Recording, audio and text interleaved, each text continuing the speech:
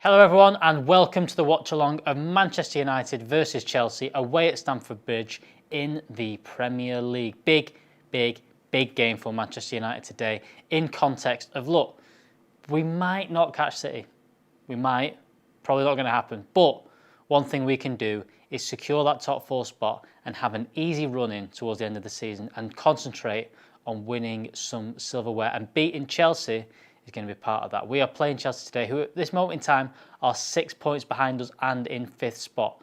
And if we can extend that gap today, if we can get 9 points ahead of Chelsea, I think it'll be a really big step in securing top four and Champions League football for next season. Now, if we lose today, it's going to be a close one. It starts to get edgy. It starts to become 3 points. Leicester may have already gone above us at the start of this weekend. But anyway, we don't want that. Let's get a result today against Chelsea.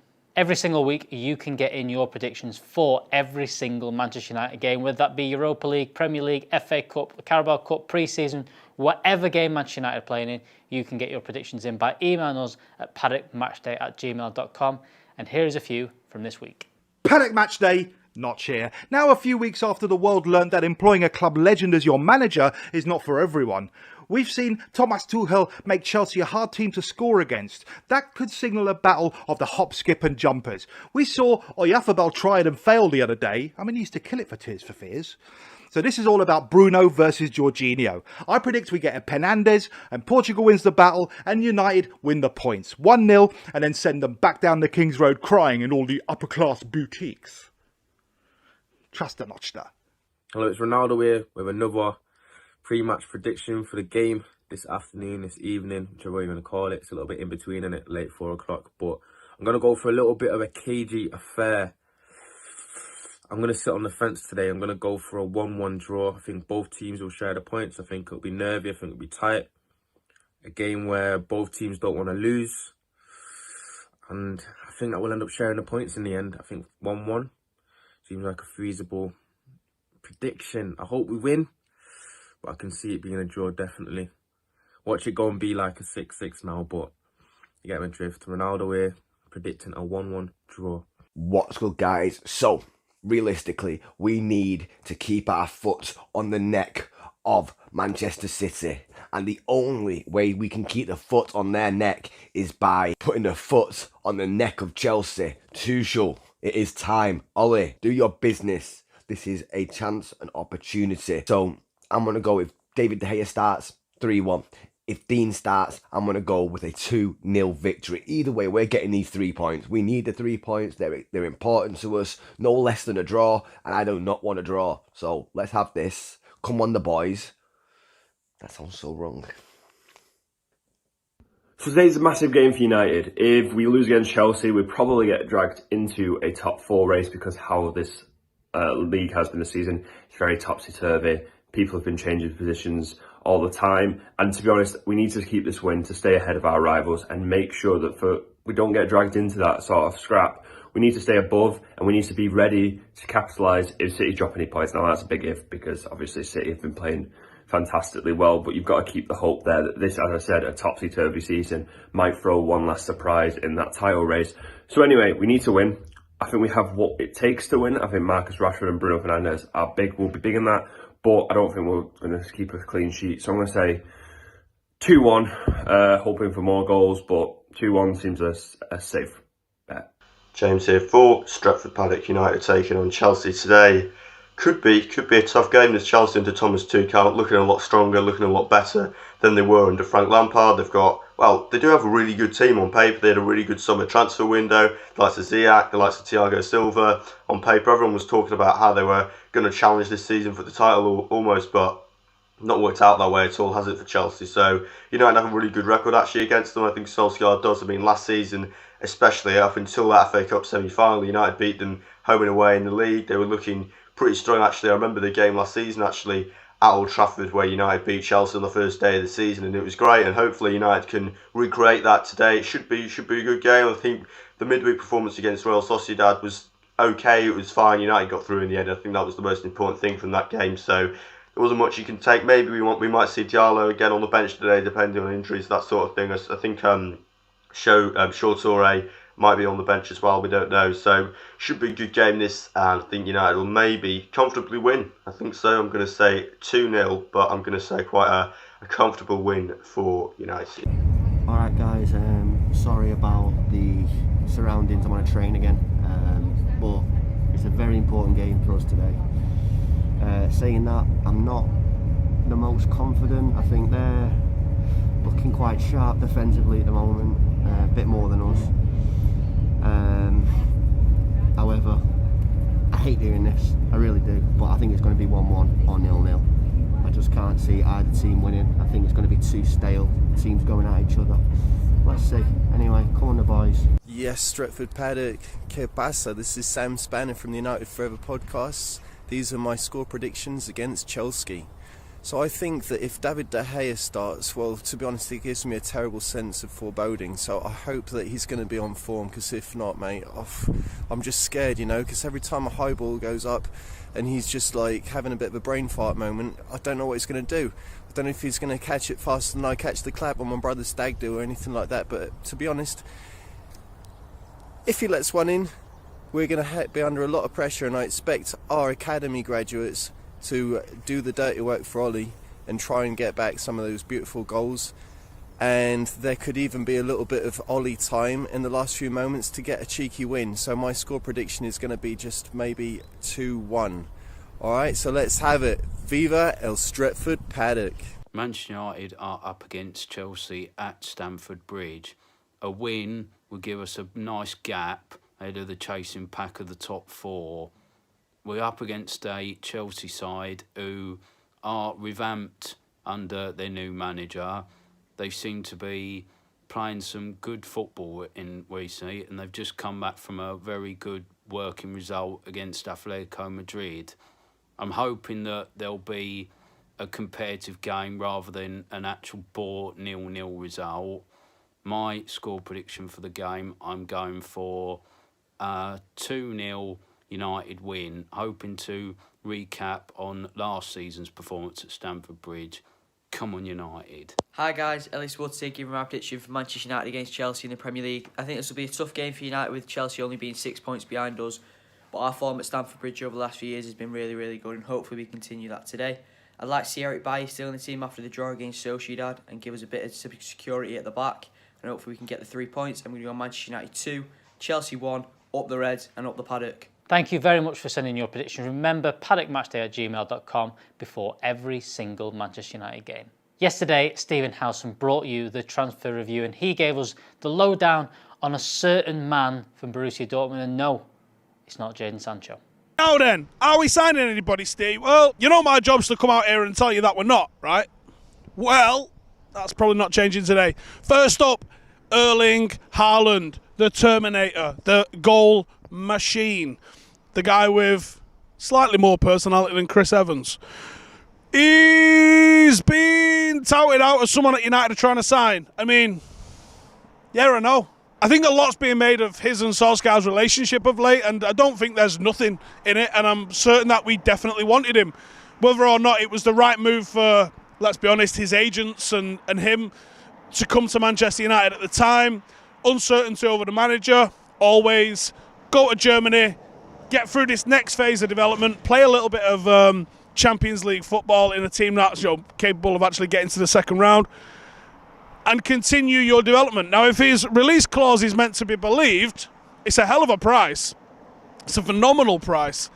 As someone in the region of 65 to 75 million euros, he's worth every single penny of that. That's not a stretch to be like, oh, can we afford this guy? Can we actually put that sort of cash in for him?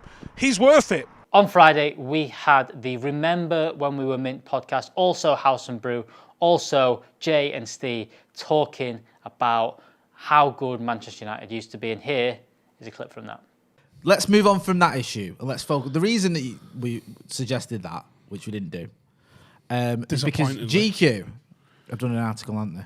Yeah, well, Gentleman's Quarterly, is it? GQ, I think it's called. Something along those lines. And basically, they've got a toddler to smear an article in excrement across the wall, and then they've printed it, masquerading as some sort of ranking system for the best ever Premier League teams. Now, we don't know who's written it because GQ have just labelled it a GQ writer because no one wants to put the name to it. No one didn't want me crawling through the bushes at 4 a.m. That's not an exaggeration. Come outside. That's actually factual. So we don't know who's written it, but whoever's written it hasn't got a clue about football, the Premier League, or life, to be honest with you, because it's pretty poor, isn't it? I've been sent this article about 8 times in different groups and different messages from various people, and all of them saying like, "Have you seen this shit?" Thank you. And I can't. I don't know why I got sent it. Listen, I didn't even forward it. I didn't forward it to you because I thought if I forward it to him, he's gonna lose his fucking mind. But you've seen it now, and you kind of have lost your mind and decided we're gonna have to do something about it. I've got a text. Go on, got a text. So we record the 5 podcasts with Rio at about 1:30. I wondered how long it take you to mention the fact that you record a podcast with Rio Ferdinand. He's just texted us saying, I've got an interview with Diaz and Pep on Monday at 1:15. Do I reply saying, nightmare, wonder what time you'll reschedule with them till? Quality. Bants. Hey? So the Remember When We Were Mint podcast, or Howson's Brew, or whatever you want to call it, is out every week on Friday at 4 p.m. And along with all our podcasts, they are available on audio platforms. Click the link below. Go and listen on iTunes, Spotify, whatever you listen to podcasts on. Click the podfollow link in the description. So that is all from me. I'll be back very shortly, talking you through the team news and leading you up. Remember, we will be here from right now all the way through until the final whistle. We'll then have a review. We'll have fan cams. We'll have all that good stuff. So make sure you are clicking subscribe below. Make sure you hit the notification bell. I'll see you shortly.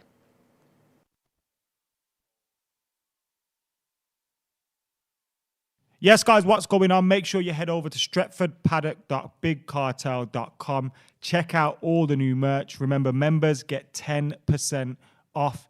Go and do it now. See you later.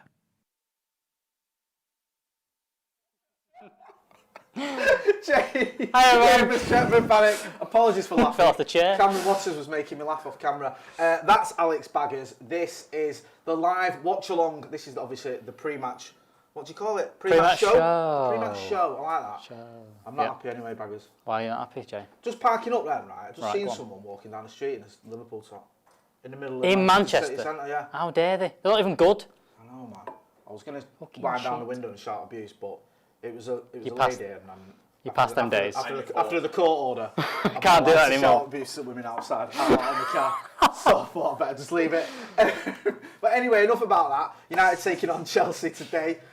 This is live, as we said. Get involved in the comments. Hit the like button if you can as well. Later on, we'll have a watch along with myself, with Joe Smith, and with the infamous Andy Tate as well. Then we'll have all the post-match reaction as well. We'll be hearing from Adam McCullough after the game as well. I know he's on the kick-off today, but he'll be giving us his thoughts afterwards. So don't make... What's in the mug, Jay? That's been asked. What's in the mug?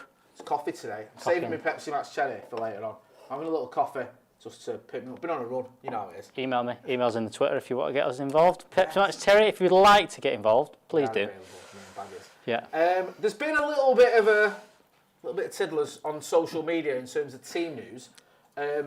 Jonathan Schrager, who's been pretty good recently. He's quite reliable, isn't he? He said that McTominay, James, and Greenwood are in the 11. Yes. In the starting 11. And they've kind of said that Greenwood potentially starting as the number 9 with Marcus of Rashford on the left, Bruno Fernandes in the number 10, and Fred partnering. So McFred in midfield. With James, on the right. With James on the right. Okay. Which I think who's had a good little run of form, done well, played well against Chelsea a couple of times before, does a job against them, especially when they're going to have a bit more of the ball now. Tuchel's kind of in charge. That's what he wants to do. I think that Dan James could do a job. The other little bit going around is Victor Lindelof to partner Harry Maguire, which people are going to go mad over, going, oh my God, why isn't Eric Bailly playing? But he played in midweek, and we all know, doesn't do 2 games in 4 days, does he? No, he doesn't. I think you have to be sort of logical about that. We all love Eric Bailly's great box office, but the chances, like you say, of him starting 2 games in 3 or 4 days, whatever it is highly unlikely. Do get involved in the comments, let us know. Obviously, that team's not been confirmed, that team news, but it is from a pretty reliable source, so I believe that, to be honest with you, that those players that Baggers has just mentioned are going to start. Let us know what you think the team should be. Let us know what you think about the game. Give us your score predictions. Gareth Bale's just scored again. Gareth Bale scoring. He's again, World twice. Cup, hasn't he? He scored, didn't he? 4-0 they're winning, Burnley. Against Burnley. Son get another assist. That does well for my fantasy team. Happy about that. But he's not scored yet. Spurs win it. I mean, do we care about Spurs? Are they still miles away? Bother us? It's like Arsenal beat Leicester today and did us a favour. I never thought I'd be saying that. Well, Arsenal, they're in the top half now, so they're doing well. Oh, we're getting a nosebleed then, won't they, in the top half of the table? Europa Conference League, all over for them for next season. Honestly, there's one of the worst fan bases in the history of association football, Arsenal fans. They absolutely do my head in. Get us involved in the comments, let us know what you think.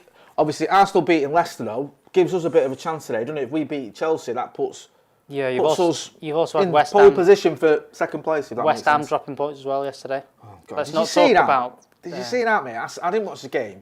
I was out and about, but I saw the tweets and the posts from West Ham players. Even Jesse was getting in on it, and fans. Do you think they'd won? Oh, great performance. Oh, and I think, Jesus, well, you got beat. I know. A bit of pride, man. Is that what it's come to now? Even losing to City is good. Well, it's like David Moyes says, that's what we aspire to be. Yeah, do you remember that? He's still the same man. Still seems saying this stuff. They're coming into this game as favourites. What? Fuck's sake. Hey, who? The Scousers? Yeah, We're going to make life very difficult for Newcastle United. Great idea, David. Hey, seriously, whose idea it was to put David Moyes in charge of my football team, won't sack him. So, anyway, so they dropped points yesterday. Yeah. Chelsea are in 5th spot currently. Right, okay. So beating them today gets us to 12 points ahead of them. How can we be 12 points ahead of Chelsea and still 10 points behind City? That is crackers, that, isn't it? And I think it's a ridiculous amount of points. I think that'd be 12 ahead of Liverpool, even if they win their game today. So what's the table at the minute? Have you got the table there? The table. Go on, you get the table up. We'll have a quick look exactly what it's looking like. Let us know what you think. Let us know that. Stamford Bridge is a bit of a funny one. I mean, I went there twice in one season. We got knocked out of both cups and I've not been back since. I think I'm a jinx. But we don't have a great record at Stamford Bridge, although more recently under Ole Gunnar Solskjaer, we have had some good results there. It was one of them when we were at our best. Yeah, we never went won 10 games there. We weren't winning once, didn't we? We had a horrible run. Even when we were winning titles, we just didn't win at Stamford Bridge. That was what... We've won our last 3 in all comps. We do have the table there. Let's have a look through it. This is City ahead on 62 points, currently 13 points ahead of Manchester United. We do play them next week, so we can, if we win all 3, we close the... Yeah, exactly. Let's move on from that. Leicester level on points with us, having played that game more played this morning. West Ham played a game more on 45, 4 points ahead of them. We're 6 points ahead of Chelsea. So we can go 9 points ahead of them today. 9 points ahead of them. And Liverpool, we are 9 points ahead of them already today. They play later on against Sheffield United. Everton on 40 points. They will have 2 games in hand by the end of today. The games in hand's weird because Villa can go. Villa have got 2 next week. They could catch up as well because they're on 39 points with 2 games in hand. Like you mentioned, Tottenham, they're 10 points behind us. Played the same amount of games. There is a long way, but with this little run coming up, I think we obviously have Chelsea today, Palace in midweek, then City. We then have West Ham after that. We've then got the Europa League games in and around that. And after the international break, we've got a lot of away games against the likes of Tottenham. We've got the likes of, I believe we've got to go to Villa. I believe we've got to go to Arsenal. We've got some tough... He's got to go to Villa Park and get something. We've got some tough games after the international break to close the season. But a win today will take a lot of pressure off, I believe, going into it all. Even a point wouldn't be horrendous.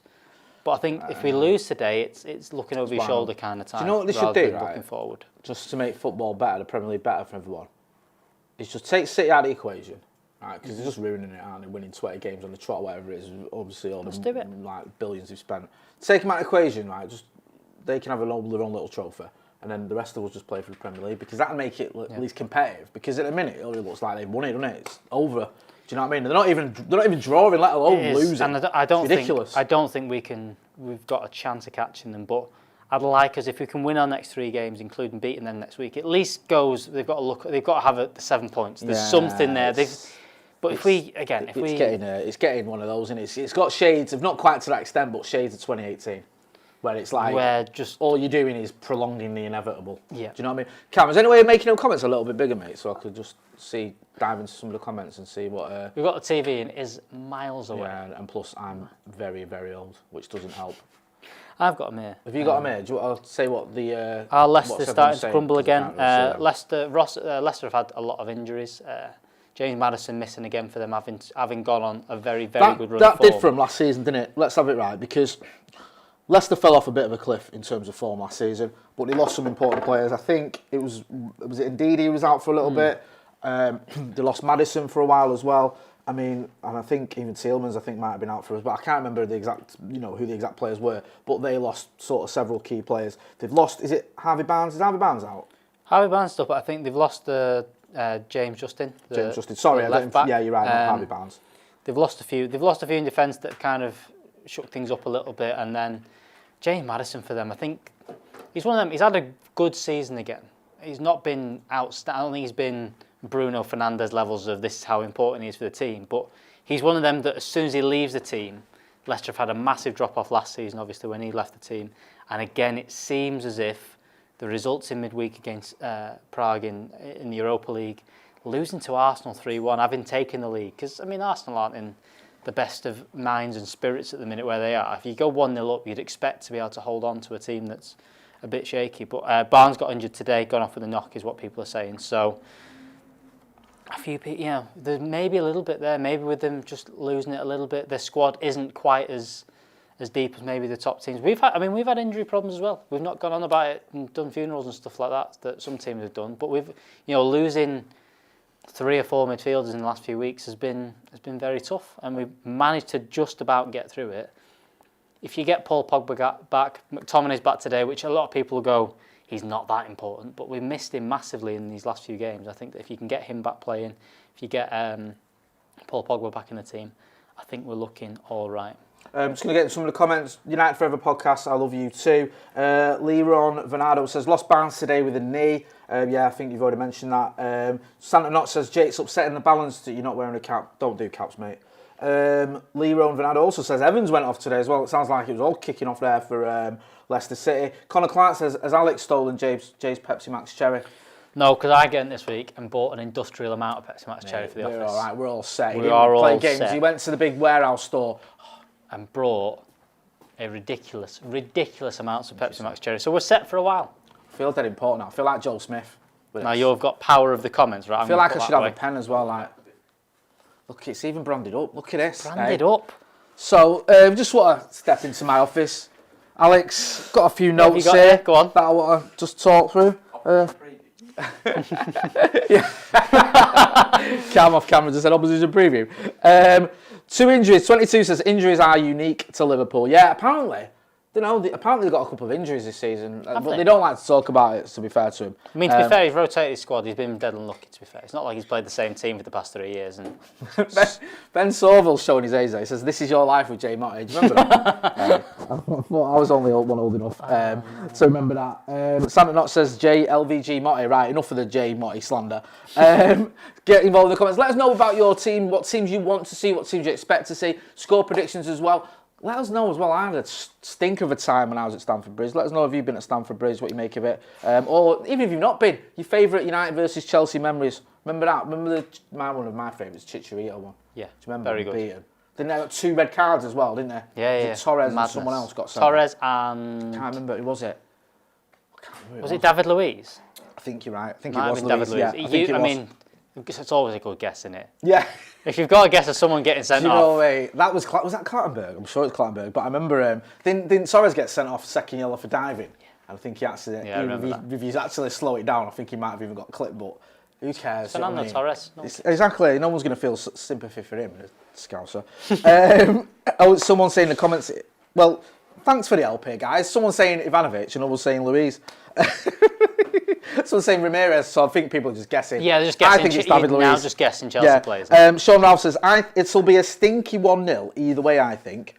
I hate them stinky 1-0s. I've got a horrible 0-0 feeling. Hopefully I'm wrong and we batter them. Do you know what? I'll take a VAR-inspired 1-0 if it's 1-0 to Manchester United. I would definitely take that. But I've got a feeling, the way our top 6 performances have gone so far this year, big 6. Our top 6 performances are 0-0 to... Awful. 0-0s. What is the top 6? Now, that's a good question. Philosophical it's not top question. 6, actually. It's this new thing, right, that's come out. Cam's just done his annual good comment and said, what is the top 6? Because people now class it as the big 6, purely so they can make Bruno Fernandes not look as good as he is. Because if you kill the big 6, you count Arsenal, and he hasn't scored against Arsenal in the 2 games we played him. Yeah. So, but if you look at the top 6, then you have to include, I think, Everton and Leicester, where he has scored. I think even West Ham. I think he might have done something against them. I can't remember. But he usually does. He usually does. Yeah. So it's become this sort of thing of the big 6. Either way, our record against the bigger teams this season hasn't been great, and usually under Ollie, he's done well against the bigger teams, hasn't he? And struggled against some of the dross. And this time it's been the other way around. I think we've talked about this all year, and we've talked about the defence and how we've played a lot further up the pitch. You know, we're dominating the ball, even against the bigger teams more. Yeah. We've done it against Arsenal and struggled, which has been mad. Chelsea in the first game was it was more of a 50-50. I wouldn't say we dominated them, but we had. Compare that to the start of last season where we just sat back, counter-attack goals. That was how we did things. Whereas this season we kind of held a bit more of the ball and kind of nullified each other. I'm kind of expecting that a little bit today, especially with Chelsea's. You know, they've got they played Atletico Madrid. They're probably going to try and rest things a bit. We're just getting back into it a little bit with fitness and stuff. I can see a 0-0. I can see someone nicking a 1-0. I think I kind of agree there that if someone's going to nick a 1-0, I think, I don't expect many goals. 4-3 incoming to someone. Mate, I tell you what, I hope I'm wrong. I really hope I'm wrong. It's just annoying, isn't it, that, like you said earlier, they've got rid of Frank Lampard and they've brought in Tommy Tuchel, as Alexis Nunes on the preview kept calling him, which I thought was hilarious. They brought him in, and he's doing really well, and they've got their act together because under Frank Lampard, it was a decent fixture for us, wasn't it? Against Chelsea, other than the FA Cup semi-final, we had a really good record against them league. Obviously, beat him 4-0 at home, beat him away at Stamford Bridge a couple of times. I think it was 3 times, was it? Under I think it was in the League Cup and twice in the league, I think. Under Ollie. So, you know, what was a difficult ground for us became pretty much a happy hunting ground.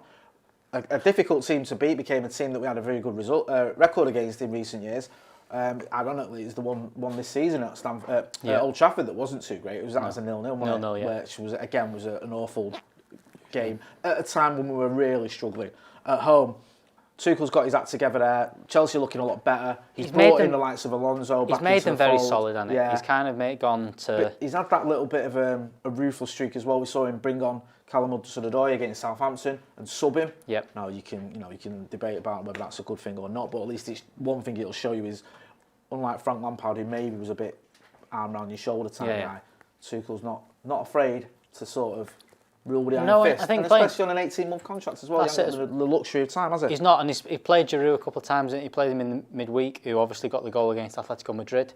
Wouldn't be surprised to see him again today. Obviously, with United, we concede a lot of goals from crosses and corners, and especially with second balls and stuff. And Giroud kind of thrives on that, whereas Tammy Abraham, that's not his forte and things like that. And he knows that if you hold possession against United and if you don't challenge them in the air and stuff, we can sit back and do all right. But as soon as you kind of allow the game to flow a bit, as soon as you allow that, that's when you can hurt United a little bit. And I think I don't know, Cam, is Giroud going to play today?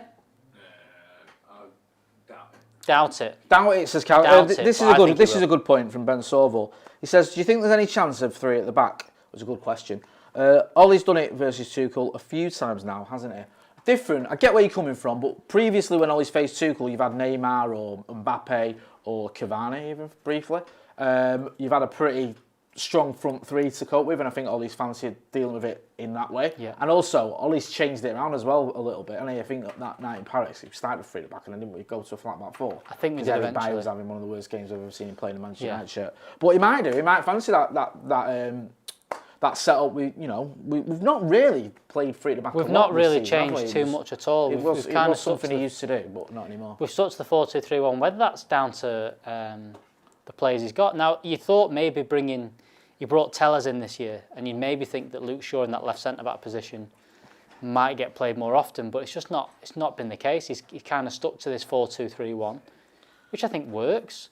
Don't know what's going on behind there, but the 4-2-3-1. There he is, our adverts walks in. Yeah, it's going to take some photos for social media. Fantastic. Bang on time.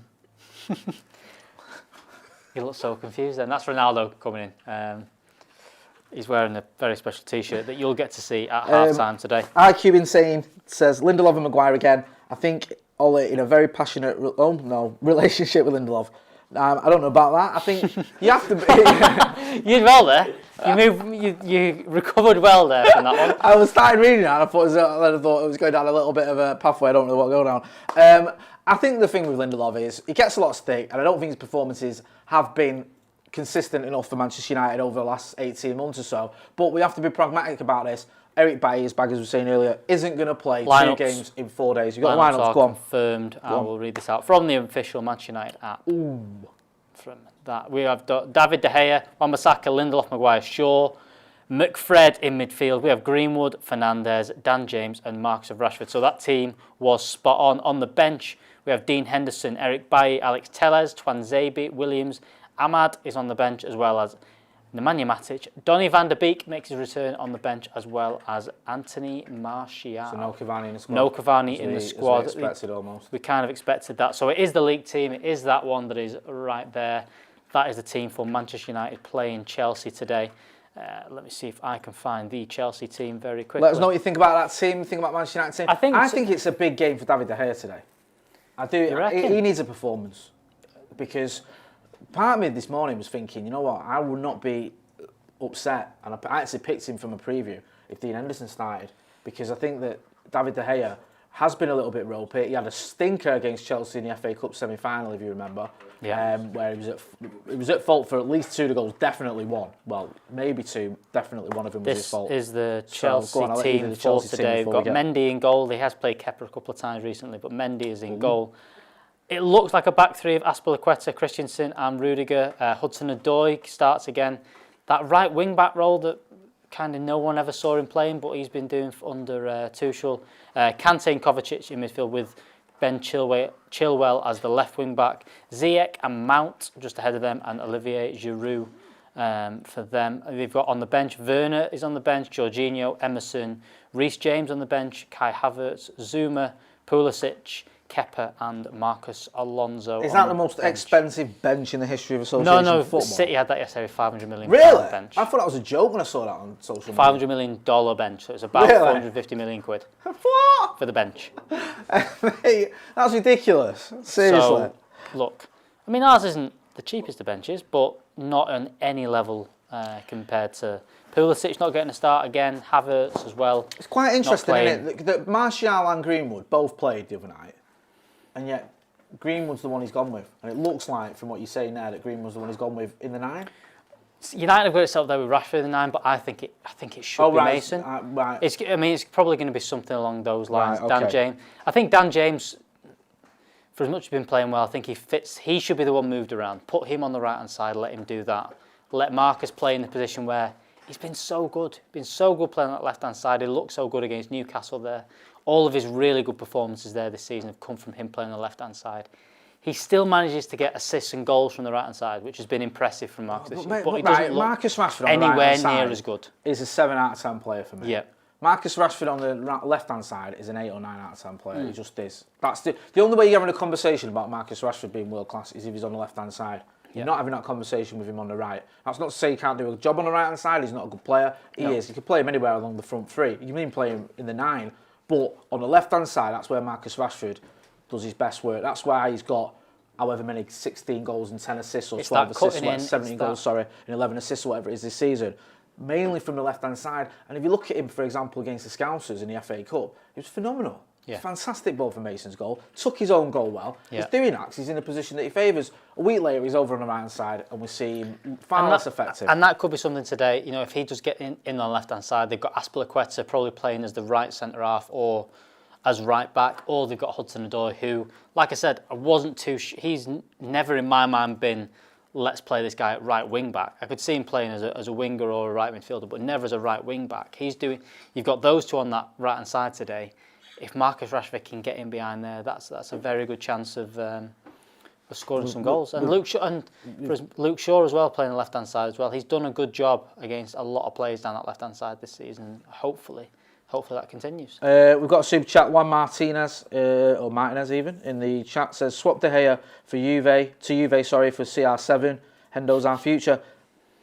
Bit of a hard sell. I mean, there is talk of Juventus wanting David De Gea. I think they've got Szczesny, haven't they? Well, Szczesny, who's not the greatest. I don't know if they'll swap, their main man. Almost, I know. No, they've got Ronaldo is getting on a bit. They've got a lot of players they want to shift on. Yeah, there was that rumour as well. They tried to shift on Ramsey as well. Wasn't he? Ramsey, Costa, or it wasn't Pjanic. It was someone else. Rabiot or someone like that. They tried to get them instead of Pogba this last summer, and United just went, no, why don't we have some of your good players? Yeah. Like, so I think still talk of Dybala being on the market. Dybala as well.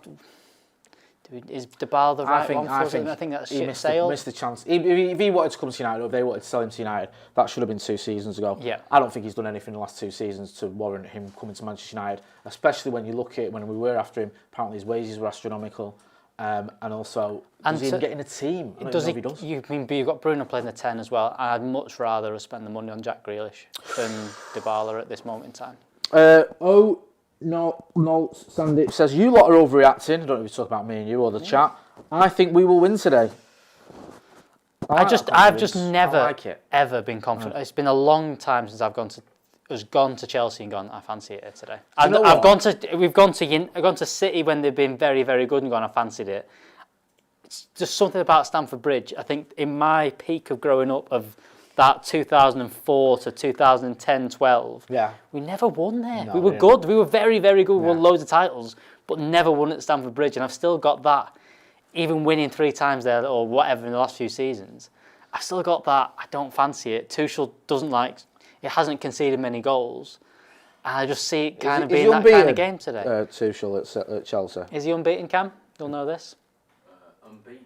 At Chelsea. Is he drawn. unbeaten?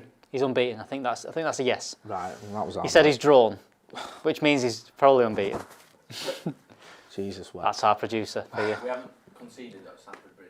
Not conceded at Stamford Bridge. Not conceded at Stamford Bridge, and as far as I know, they're undefeated under Tommy Tuchel. Yeah.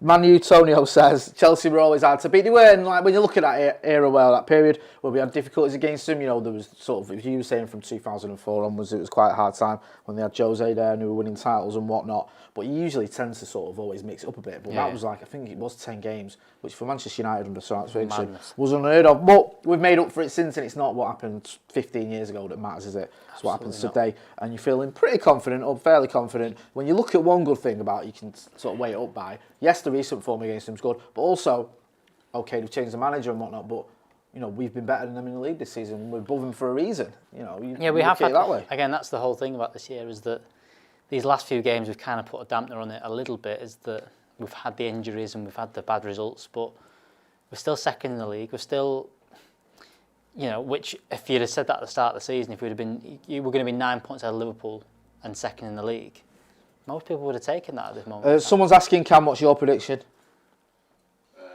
Don't bottle it now because you said you were Chelsea. What is it? Chelsea win. What score? 1-0, 2-0, 2-1. He's gone with 1-0, 2-0, 2-1, Chelsea win. So a good bet. Thanks if for you that. want to bet on any of those 3 results. Cam will it's take. hard work asking him anything, isn't it? Yeah. Someone else saying, again, Maguire and Lindelof, question mark. We've been through all that. Baye, love him. Is he going to start the game? No. Is Axel Tuanzebe? Is it worth bringing him in? Bit of a bigger risk, for my opinion. I'm a bit worried now with Giroud up against him. That's... But there's no... the one thing about Giroud is, he's a very, very good player. I'm not saying that. But the one sort of question mark that you might have is especially with Maguire, is pace. And that's what Giroud hasn't got. Yeah, he's not got a pacey front 3 today in Ziyech, Mount and... So it's that's probably the sort of the one advantage we've got. Yeah. Carl Hagan's in the super chat. He says, must say, I'm happy to see James starting over Martial. James has a higher work rate and has impressed over the past 3 games. Tony needs to cop on. What does that mean? Cop on? Cop on, what does that mean? Don't really know. On. You don't know? Don't know. I thought you were down with the kids. Right. Well, I don't know what the Tony needs to cop on bit is. I don't want to agree in case it's something rude. But no, I think Dan James, is he earned a start today? After his recent form? Yeah. What do you do if you want to get in the team? You play well, he's doing it. Play well, he scores some goals. Even in, the one against Newcastle was important. It wasn't the greatest of goals, but at the same time, you have to score them. 2 goals in the last few games. And like you mentioned there, in games like today, when Tuchel's kind of got them, you've seen him straight away. Dragging Hudson-Odoi off for not working hard enough, for not doing the right things. You need to, if you can outrun Chelsea today, you've got a good chance of winning. And Martial hasn't been doing that recently. And I think that for as much as he's looked, I think he's looked a little bit better the last few games, Martial, with his just on the ball, he's looked a little bit sharper. He's still not overly impressed me with his work rate. And I think that if you had Dan James in there today, I think that it's not a bad option. Peter Kelly in the super chat says, since being United boss, Ollie's faced Tuchel away from home twice, won both, and been to Stamford Bridge 4 times, won all 4. That's a good record. That's a very good start. Good start there. That gives you a little bit more confidence. Yeah. Yeah, I think a lot of people sort of. Oh, sorry, someone's saying it. Cop on means get your act together. It's an Irish phrase. Yeah, I think he does need to get his act together. It just looks like he's low on confidence to me, Tony Marshall. I'm not making excuses for him. I think he needs to be performing better than he has been, but he does look like he's lost a bit of confidence. This has been the argument with Rashford and with a few players as well. Like, if you're low on confidence, overdo it with the work rate. Be busting a gut, be doing all that. That's what fans want to see, and I'm sure that's what Ollie wants to see as well. You know, people saying, "Oh no, that's not what he's in. He's here to link things up." No, he's not there to do that. If you're not. Yes, he is there to do that, but if that's not working, if your touch isn't quite sharp, you have to just be running, you have to put the shift in.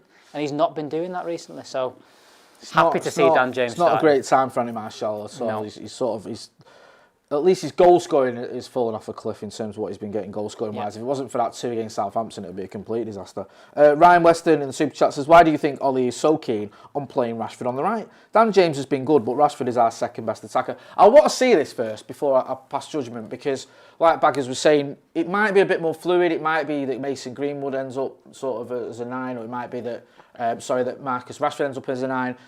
Wait and see. It would annoy me a little bit if we've moved Marcus onto the right to accommodate Dan James. I don't think Dan James hasn't played. I think he's played on the right both times he's played in the Europa League and last. Was he played last weekend? He did. Yeah, he played right. Yeah. I don't think he's going to start anywhere other than the right hand side. We'll have to wait and see whether Marcus ends up playing down the middle, that's my only thought.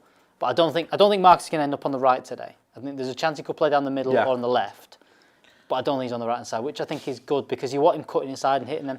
The goal against Newcastle summed it up perfectly. You know, he's been going past people like he did against Newcastle on the right hand side, but you can't have that shift and shoot, which is where he got his goal of the day. It's been trying to cut it back or he's on his left foot, which is not preferred. I don't think he's going to be on the right hand side today. I think left or through the middle. So I'm happy with that starting front three. Funky Ass Designs the Art of Anthony Hawkins says, Jay, if you keep your head down on the watch along, I'll be able to watch this game on your telly in your shiny head. I'll do my best, brother. Bongani Zulu says Pogba needs to come back ASAP. We have missed Paul Pogba. Absolutely. I think we missed him from the moment he went off against Everton. He was our best player. Yeah, absolutely missed him. And he'd not been banging him in, but he'd been scoring important goals. The game against Burnley, he got the winner. Against Fulham, he got us back into the game. So these were crucial goals. So not just for his goals, obviously. There's been some clips of him back on the grass for United, so it's not been playing, but he's been playing. I'm sick of seeing Paul Pogba trading. I like Paul Pogba. I love the guy. And I know when he's injured, he's injured. I'm not one of these things. He's just faking it, or he's just going to go to his brother's wedding or whatever, which is fine. Anyway, I don't know why people have an issue with that. But when he have these photos on his Instagram of Paul Pogba training, or he's back in training, he's back in the thing, and I'm like, or even when he's at hospital, he's like, he's having an operation. Look, he's posted it on Insta. If he says he's injured, I believe him. Do you know what I mean? I don't need to prove it. I don't need to see evidence of it. And it's like, oh, do you know what? It's like people lose their minds over it. So good news, Paul Pogba might be back very shortly because there's been some pictures, but Jay doesn't like pictures. I don't like pictures, right, of players. Don't like all this Instagram. Yeah, all this witchcraft. This YouTube stuff. Hey, what's wrong with hand drawing a picture and delivering it? Just tell us to people. Just listen to what Ollie says. That's listen all on the wireless. That's what I used to do in my day during the Blitz. Deagle and Pollock says, feel like Dan James could be the key player today. Obviously not the most gifted player, but that pace on the counter and work rate to track back on Callum Hudson-Odoi. Dan James, right, let's talk about him for a minute. We spoke about him briefly. A lot of people in the comments are mentioning him. I hate using this expression because I used it under David Moyes once and it came back to haunt me. But he seems to have turned a corner in terms of people's attitude towards him. I'm not saying the whole fan base loves Dan James, they don't. But a month ago, I think you said Dan James is starting against Chelsea. People were going, Ollie's lost the plot, Ollie out, hashtag all that rubbish. But now people are like, okay, I get it because he's been playing quite well. I think he's one of them. I think he overachieved in his first 10 games last season. His first 3 games. His first 3 games, overachieved. Massively. And I don't think anyone ever expected him to be a starter for Manchester United. I don't think Dan James did. I think that it was probably going to be, let's see how he can progress and maybe he can get into the starting 11 in 2 or 3 years' time. Maybe he can be that kind of player. But we had injuries, we were struggling, and Dan James ended up playing a lot more. I think that this season is more like the amount of games he should be playing for Man United, is the odd cup game here and there. And if he's on a bit of form, if he can do a role in a team today, then he'll play. I think that Manchester United had players like that all the way through Fergie's reign, where you go, they're not that good at football. They're not outstanding. They've not gone on from United and done unbelievable things. Yeah. John O'Shea, players like that just kind of do a job here and there, play John O'Shea, 30 games mate, a season. The scourge of Figo. You know, remember him nutmegging Figo? You remember when he went in goal and saved a load of shots against Spurs? Exactly. I don't think he scored a winner against Liverpool in the final minute in front of the Kop. He's going to chip against Arsenal. Yeah. No, I know what you mean. His highlights feels great, but in terms of what he did week in, week out, he was a squad player. And I don't think, and Park Ji-sung was a lot better player. But again, if you look if at 2008, if you'd have picked our best team, Park Ji-sung wasn't in it. He didn't but get in the also squad for the Champions League final. Didn't. No. But at the same time, was so important in so many games. Yeah, same thing in 2009. That was his biggest. Same thing in 2010. Biggest decision or toughest decision was leaving Park out of the 2008 squad. Because he played in the semis, didn't he, against Barca? But he said in the final he couldn't find a place for him. So that he was never our best player in that team. Now I don't think Dan James is at his level yet, or may ever get to that level. But he's a player that will do a job now and again. Will come up for certain games when we need to rest people. Do it. All right. Well, let's ask you a question then. Do you go in for this then? There's a sort of people alluding to it in the comments, and I think it's a fair point. Is like, in terms of ability, Anthony Martial's a better footballer than Dan James. I think that's pretty much cast in stone. But Dan James is on form and his work rate is a lot better. Is that the right decision then to say, listen, this guy's playing better at the minute and has a higher work rate or better work rate than the other kid who's more talented, who had a great season last season, but is having a good one? Do you buy into that? Do you agree with what he's doing now? Yeah? Absolutely. I think that work rate only gets you, the talent only gets you so far and things like that, and especially when then it gets you killed. Sorry. Oh dear. Good to get you so far, then it'll get you killed. Sorry. But when it's not really, when it's not going for you, you have to drop out the team. I think that he's made the right decision today. Drop him out of the team. Dan James is doing a job. Look, do you know what? I'll tell you what as well, right? Dan James will score today. You can put this on camera, as Webber used to say as we filmed him. Put this on camera. You can put this on camera. Oh, he is, mate. He always used to say, I'm not coming back here, I'm not getting set foot in Old Trafford as long as he's a manager, and you can put this on camera. Dan James likes to go when Nicolas Pepe scores, doesn't he? He does. He likes to do that. And Nicolas Pepe scored, did he, today? He did. I didn't watch the game. I've just seen Joe try and pick up a chair that isn't getting picked up. That the chair we've tried to make into a stool. Yeah. With a broken leg. Don't quite know how we've done that. Bye, Joe. Amaya Gukale, forgive me, I butchered your name, man. Says, I will take 2-0 United and Lindelof. No, I won't read the rest of that out. He says something about Mason Mount with a flying knee to the head, which we don't need to go into. Elliot Morgan says, ability isn't everything, Jay. I think it was Ronaldo who said, the best ability is availability. Which I thought was... Joe's trying to piss on his chips and saying, I think he was quoting someone else. You mean that's not a Ronaldo Brown quote? Ronaldo thought that himself. A Ronaldo Brown original? Yeah. We don't want to read out the Ronaldo Brown originals. If we're walking in the direction, if we're all facing the right direction, all we need to do is keep on walking.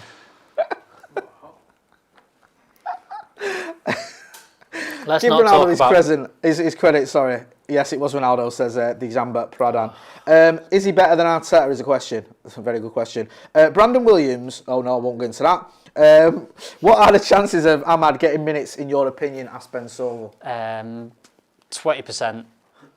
Unless we're 3-0 up, ain't coming on, is it? There's a 20% chance of him getting minutes, but there's only an 80% chance of that happening.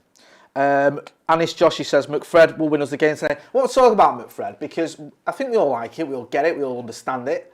But it's not been that productive against the bigger teams. We've played McFred practically every game. We've played a top six or the big six, or however you want to word it. And our record is shocking. Your namesake picks up on that. Pundit J. Yes, I love Pundit J. He's a good lad. But he has picked up on, he said, if you're not going to win things with McFred in midfield. You just... The record this season of McFred just hasn't worked. We've had 6 or 8 games against big teams, against City twice. We played Chelsea once. We played Spurs, Everton twice with that midfield. Only really won one of those games. I don't think it is as productive, especially when you have a little bit more of the ball. Sorry, Adam Patterson's been in the chat and said, the best ability is availability, has a good idea is a good idea, forever vibes. I knew he'd pick up on that one. You're 28 till you're 29, is that the kind of thing as well? God, don't. I've had a few of them arguments myself on swear. Neil Sutcliffe says, money don't make my world go round. I'm reaching out to higher ground. I love all these Office fans. Fred only works when we sit back. Yeah, Pundit J's not a big fan. I'm more of a fan of McTominay than I am at Fred at the minute. I think Fred's form this season hasn't been great, and I liked Freddie. I've had a bit of an up and down relationship with Fred. When he first sort of came, not physically. I've never met the guy. I've seen him play football. That's all. But I wasn't sure about him when he came in. It was obviously Jose didn't fancy him. He played a lot of football under Ole. At the Etihad in the league, he had a stormer, and I remember I stood outside, I did the fan cams, and I was like, you know what? I owe him an apology. The guy's obviously got it in him. If we can see this on a consistent level, maybe he has a future at United. And he had a very good end to the season, because I think he played nearly every game under Ole when we went on that magnificent run. Obviously, everyone was talking about Bruno, but Fred played his part, and he was a contender. I don't think he's a winner, but a contender for our player of the season. This season, I think he's been very erratic, not just his shooting, he's tackling sometimes, he lets his man go past him, he dives in miles away, don't even commit a foul, he's that far away.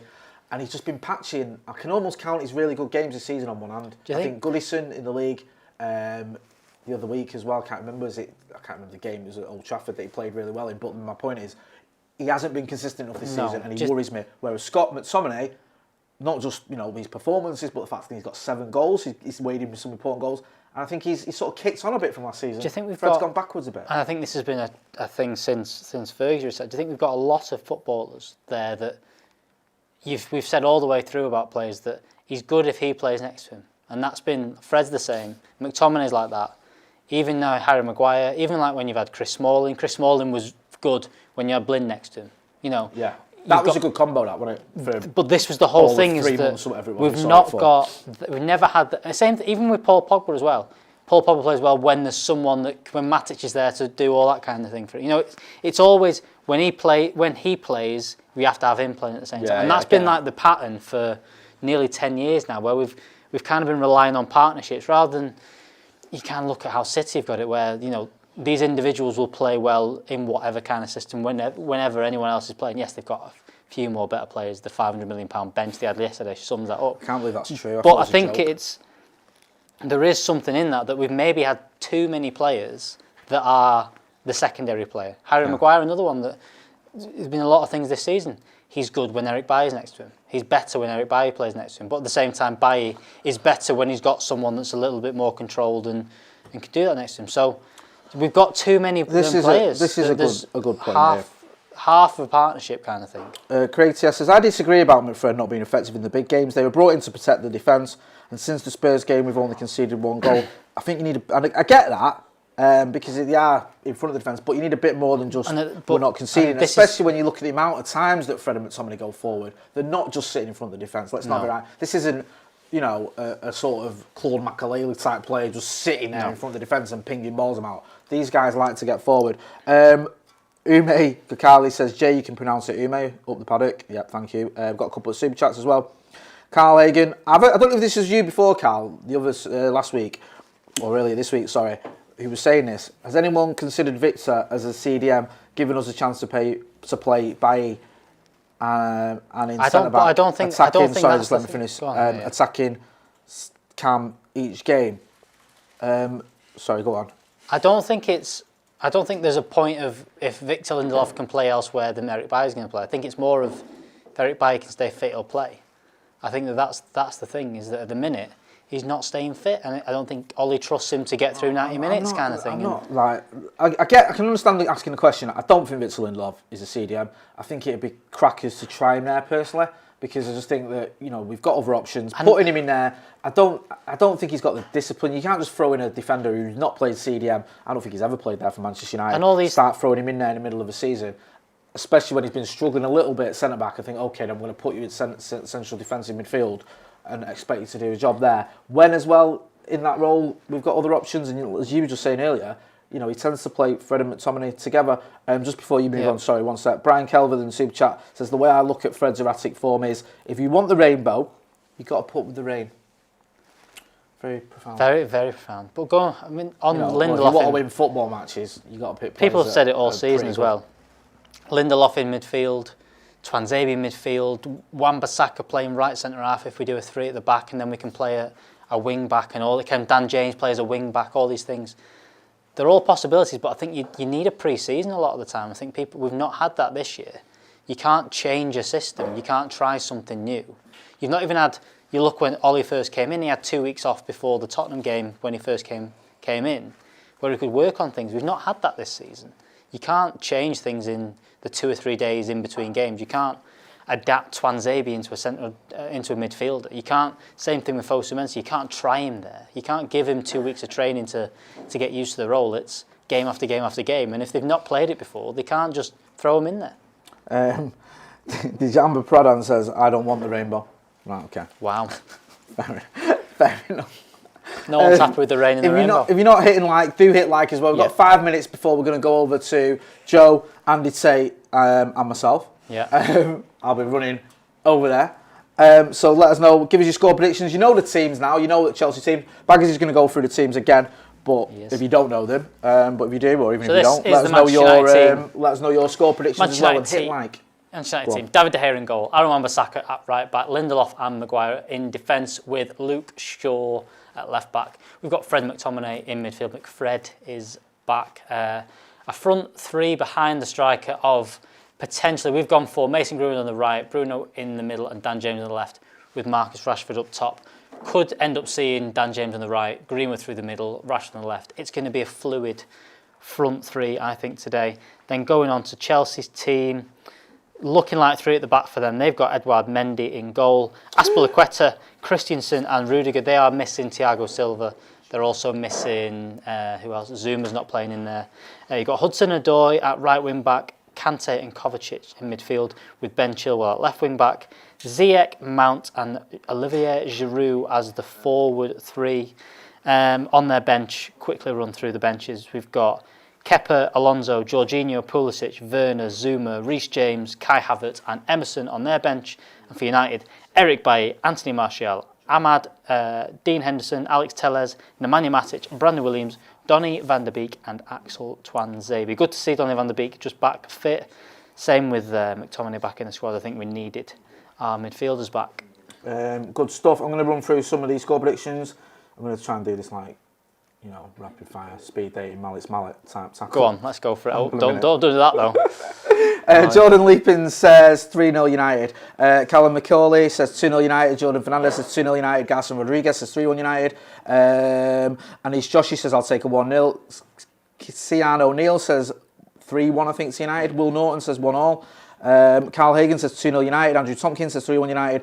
Bartek Bereski says 2-0 United. John Kelly says 7-0. Chris Mitsui says 0-0. Kushagawa Awashi says 2-1 United. Chris Lee says 2-1 United. Alex Murphy says 2-0 United. Sorry, 2-0. Lucas Hawkins says 0-0. Carter 101 says Energy. Ben Stott says 1-0. Sherb says 2-1 Man U. Ben Order says 3-2 United. Matt Dean says 1-0 United. James Barker says 2-1 United. Nero says 0-0. I feel out of breath you just saying that. You've done well Go on, there.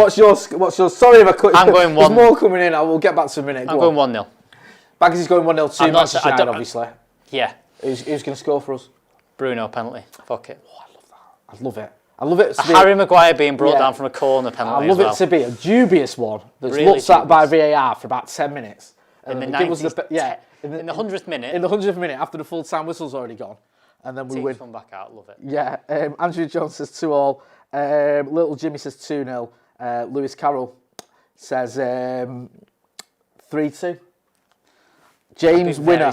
James scoring the winner. Ungayan says controversial 1-0 with a penalty. That's what Baggers is saying. 1-0 with a penalty. Love it. So people feeling pretty confident. I always get that though. You know, closer it gets to kick-off. Yeah, of course we're going to beat him. Do you know what I mean? Regardless of what the team is, I just feel like, you asked me the day before, I'm like, oh. No. And then once you get that sort of thing, I think, yeah, come on, we'll do these. Yeah. Muppets. On that bombshell, we're going to go over to Andy Tate, Joe, and myself.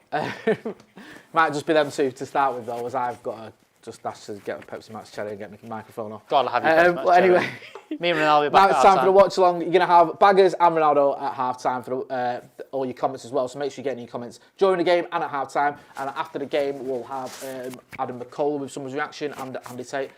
People asking about Stephen Howson. He's not around today, but don't worry, we'll be back very soon. You know what he's like. Don't worry about that. Right, I'll throw it over to them, guys. Yes, guys, what's going on? Make sure you head over to stretfordpaddock.bigcartel.com. Check out all the new merch. Remember, members get 10% off. Go and do it now. See you later. Hello. Welcome to the Watchalong. It's me, Joseph Smith. I'm here with Andy Tate. How you doing, Andy? I'm fine, lads. You're looking good. You got a new shirt on? Yeah, I got a new shirt. Very impressive. Liking it. And last but not least, Jay Motti. How are we doing? Looking small just and see- out of focus.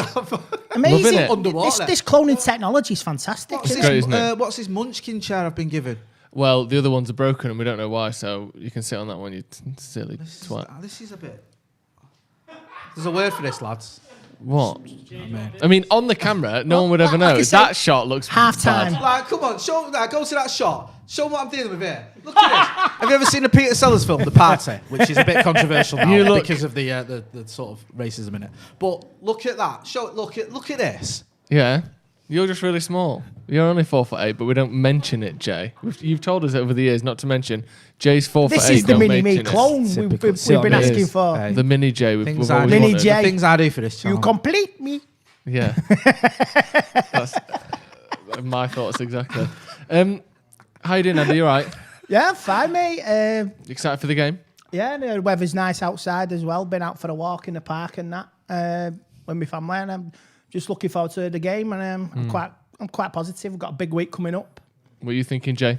Yeah, just saying then, me and Baggers was chatting before the sort of build up, that as the game approaches, I get a little bit more confident. And I think, I don't know, I quite like that team. I think it's got a lot of energy in it.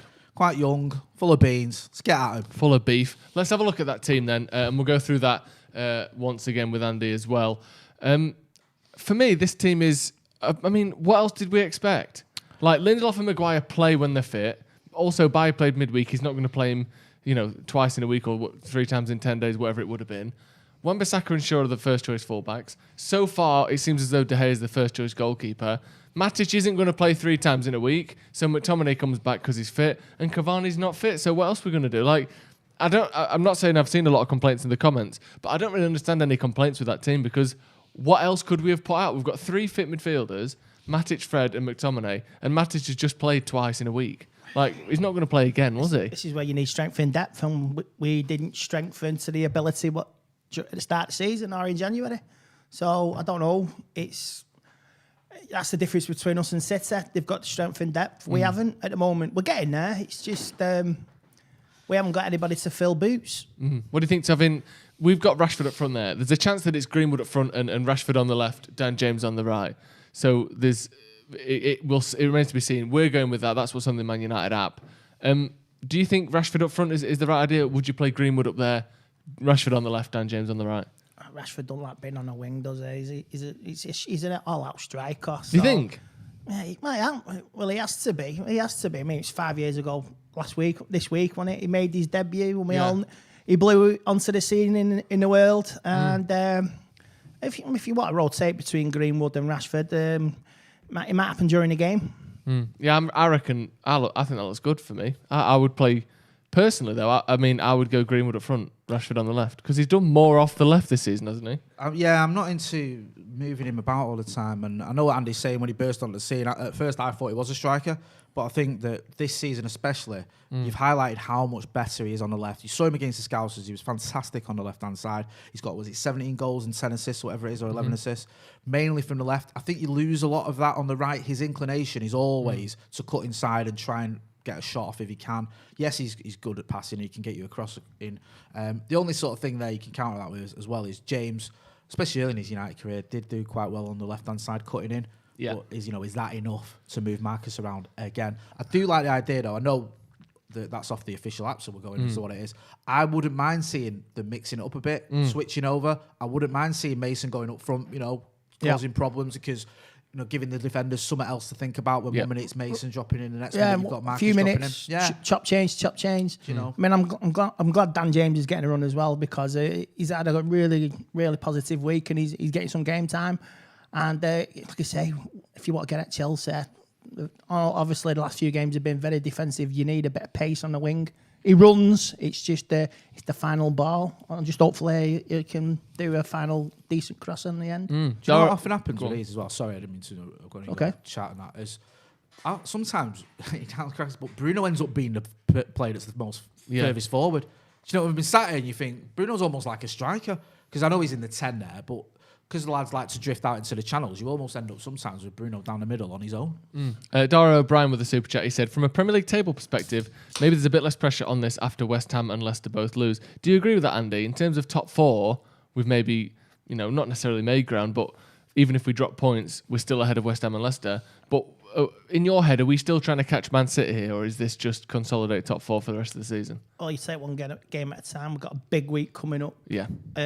One game at a time. If we win today, like I say, if we won the next 3 games, we're 7 points behind City come next Sunday night. Then City, with 10 games to go, 7 points behind. We've seen it happen. I know we've all seen it happen, so all you need is a lot of skill, a lot of desire, and a lot of luck. So we just have to take a game at a time, see where we are. Yeah, you see the table there, 13 points behind with the game in hand, so obviously we'll go 10 if we win today. And then, like you said, Andy, win next week against Manchester City. Yeah, that it's could not go down rocket to science. 7. Yeah, it's down to 7 with 10 games to go. Then it's squeaky bum time. It is squeaky bum time, definitely. It does help, though, Jay, doesn't it, that Leicester have lost today. Arsenal doing us a favour. Mid-table Arsenal, don't need to worry about them anymore. Doing us a favour. Leicester losing and West Ham losing as well yesterday to Man City. So that's kind of a double-edged sword or a zero-edged sword, I suppose. If it was 1-1 at half-time, a point would have been really helpful. A point would have been great. But it does, we're 6 points clear of, 9 points clear of Liverpool, 6 points clear of Chelsea as it stands.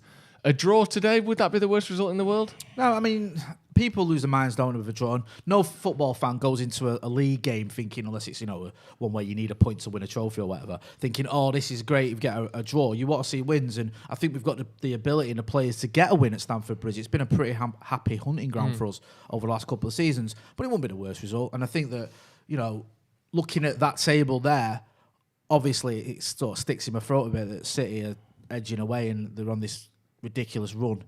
And all it takes is you'd be a bit of a foolish man to bet against Man City. I know. It's in there. But in terms of top four, then definitely I think it's if we get a draw today, I think that's more of a missed opportunity for Chelsea than it is for Manchester United. Yeah, but if you want to put some daylight between 3rd and 4th, that'd be good. This is a big chance to go. Even put some daylight between Liverpool. Yeah, I mean, if you look at that Champions League, that top 7, even Everton still got a chance. And I think they're playing tomorrow, is it? Or today? I don't know. I think they play later tonight. Later tonight. Tomorrow. So Everton are still in the mix for Champions League points. So they had a big win last week. And that'll galvanise them between now and the end of the season. But we have a big chance now. James says, how do we see our front four line up? I think we kind of are expecting Rashford up front, Greenwood on the right, James on the left. But maybe, and hopefully, a little bit of rotation and movement within that, because I don't think any of them are just keen drift. to sort of stay where they are. Yeah, drift, man. Yeah, my only concern about when you see players drifting and moving positions is you have to be covering your fullbacks, and if you're in transition, moving and free flowing all over the place, are you still covering Wan-Bissaka? Are you still covering Luke Shaw? Because you can sort of get caught. Oh well, I was on that side. I was on that side. You got to know when to out. do it. If you're in the ascendancy and you're getting good pressure on that, you got to know when to drift. Yeah, definitely. Did you see Jose Mourinho having a shouting match with Jamie Redknapp before about Tottenham being an average team? No, I saw Roy Keane having a little bit of a to do with it. That's what I meant. What did I say? Jose Mourinho. Nah, different. Jamie You said Jamie Redknapp and Roy Keane is who it was. Yeah, sorry. I thought Jamie Redknapp's on one today. He's having it with Jose. Mourinho against Roy Keane. I would have paid to watch that. Well, funnily enough, Roy Keane said, I think they're the same person. Roy Keane said, Jose knows more about football than all of us, so he was slightly humble there. But he basically said that Tottenham are an average team without Son and Kane. I think I agree. But could you not level any team if you take away the 2 best players? They're not that good. What do you do if you take Rashford and Bruno away from us? What away? Bang average. Yeah, exactly. It's weird that, isn't it? Because no one mentioned Pogba there, and yet he's probably been our best player for the That's a fair point. I forgot about that, but I think that when Paul Pogba's been in the team, he's played well this season, especially recently. But Manchester United. How far is he from a comeback? It's Bruno that makes us tick. That's the one. And also in terms of goals and assists, it's Marcus Rashford as well. You look at once you take Bruno and Marcus Rashford out of that team and look at goals and assists, just that specific sort of statistic. Who's our next top goal scorer behind them two, or in the league? Cavani, I think. Yeah, and how long's he? How many goals he got? Yeah, about 10 less than the other two. That's what I mean. It's slightly worrying how reliant we are on those 2 players, to be honest with you. Yeah, definitely.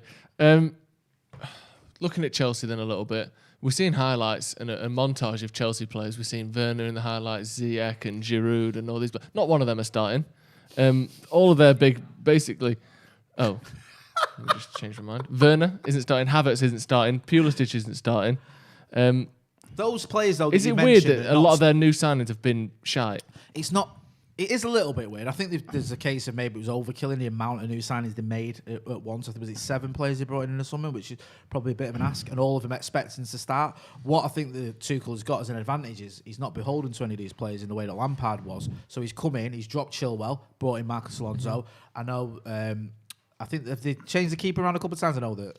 Kepa's been bouncing in, and Mendy's been coming in. Mendy mostly, but Kepa has had a few games recently. He can do that things like that though, and not get questioned about it. Where if you're Frank Lampard and you've bought in these players, people go, well, "What are you doing? You paid for them." So he's allowed to do that because you look at the players there that you've mentioned that aren't starting, the ones that are. Someone like Giroud, I think he's a fantastic player. He causes us problems all the time. You saw his goal against Atletico Madrid. He's got that in his locker. So I'd much rather see someone like Timo Werner or whatever up against our defence because I think he's been pretty bang average since he came to Stamford Bridge. Well, Olivier Giroud does well against Manchester United and has been doing well since he's been at Chelsea. Yeah, just a correction there. Drew is starting, sorry. It's Havertz, Werner, Jorginho and Pulisic all not starting, which is some of supposedly their best players. But obviously, you saw Werner coming out today saying, if I'd have scored half a dozen more goals, Lampard probably wouldn't have been sacked, which is quite... You don't usually see players say that. He's like, I feel a bit guilty, actually, because I think I got Frank Lampard sacked. And yes, you did. If I'd have been better at football. Yeah. Well, a new Chelsea manager, he's got the keys to the sweet shop, hasn't he? So he's got a vastity of riches to choose from. He has. It's weird, though, isn't it, at Chelsea? Because almost no matter how well he does, he's only going to be there for 2 years. Is it 18 months his contract? Yeah. Yeah, so is he going to get that extended? Which is basically, essentially, a one-season contract because he's coming halfway through this year. They're like, right, you can have to the end of this year, that doesn't count. We'll give you 1 year. I mean, mad. Chelsea have that, but it tends to work from doing it because it's like, you can look at any manager that Chelsea have had within reason. I mean, the AVBs and the Scalaris since 2010 are a bit different. But if you look at, Di Matteo won the Champions League, he's sat within 6 months or whatever. You look at Carlos Ancelotti, won a double. Next season, he finishes second, he's sacked. Rafa won the Europa League and finished top 4. Yeah, I think he was on a short-term contract, though. But I mean, even so, giving him a short-term contract. In terms of moving these managers on, look at the success they've had. Conte is another one. Wins the title, finishes whatever, 5th or whatever. Goes out, beats us in the FA Cup final on his last game. Yeah, wins the FA Cup, doesn't get an extended deal. So gets moved on. Chelsea, that's what United need to be. That's the thing I respect. Do you think? No, more cutthroat like that. Yeah, this is the thing about Chelsea. They're always in something at the end of the season. A cup we need to do cup that. Final, top 4, cup final, top 4, going for the league. And I've got a friend who's a Chelsea fan, and I respect him. I told him about this. They're always in it at the end in some competition or another. Do you think the thing is, I get where you're coming from. I wouldn't like to see us do the manager model. I'd like to I'd like to see us do the transfer market model where they go for it in the transfer market if they've not been challenging every couple of years. Whereas we tend to sometimes have these moments where we almost give up like we did this summer. But yeah, I think the United, what we've done at the minute, it seems to be backing Ollie a little bit more in terms of longevity. Anyway. I know it's not been that long, but it's, from what you hear from the stories, either the board are confident in him and are willing to stick with him, which is what I want to see us do, because I don't want to see us chopping and changing the manager, because we've already done it 4 times in the last 7-8 years, and we've got not really looked like winning a title since we've done it. We need a cup final this year, a cup final and the top 4 finish to progress, and it might just open the floodgates, fingers crossed. Yeah, hopefully. Looking at United again then, Dan James is almost...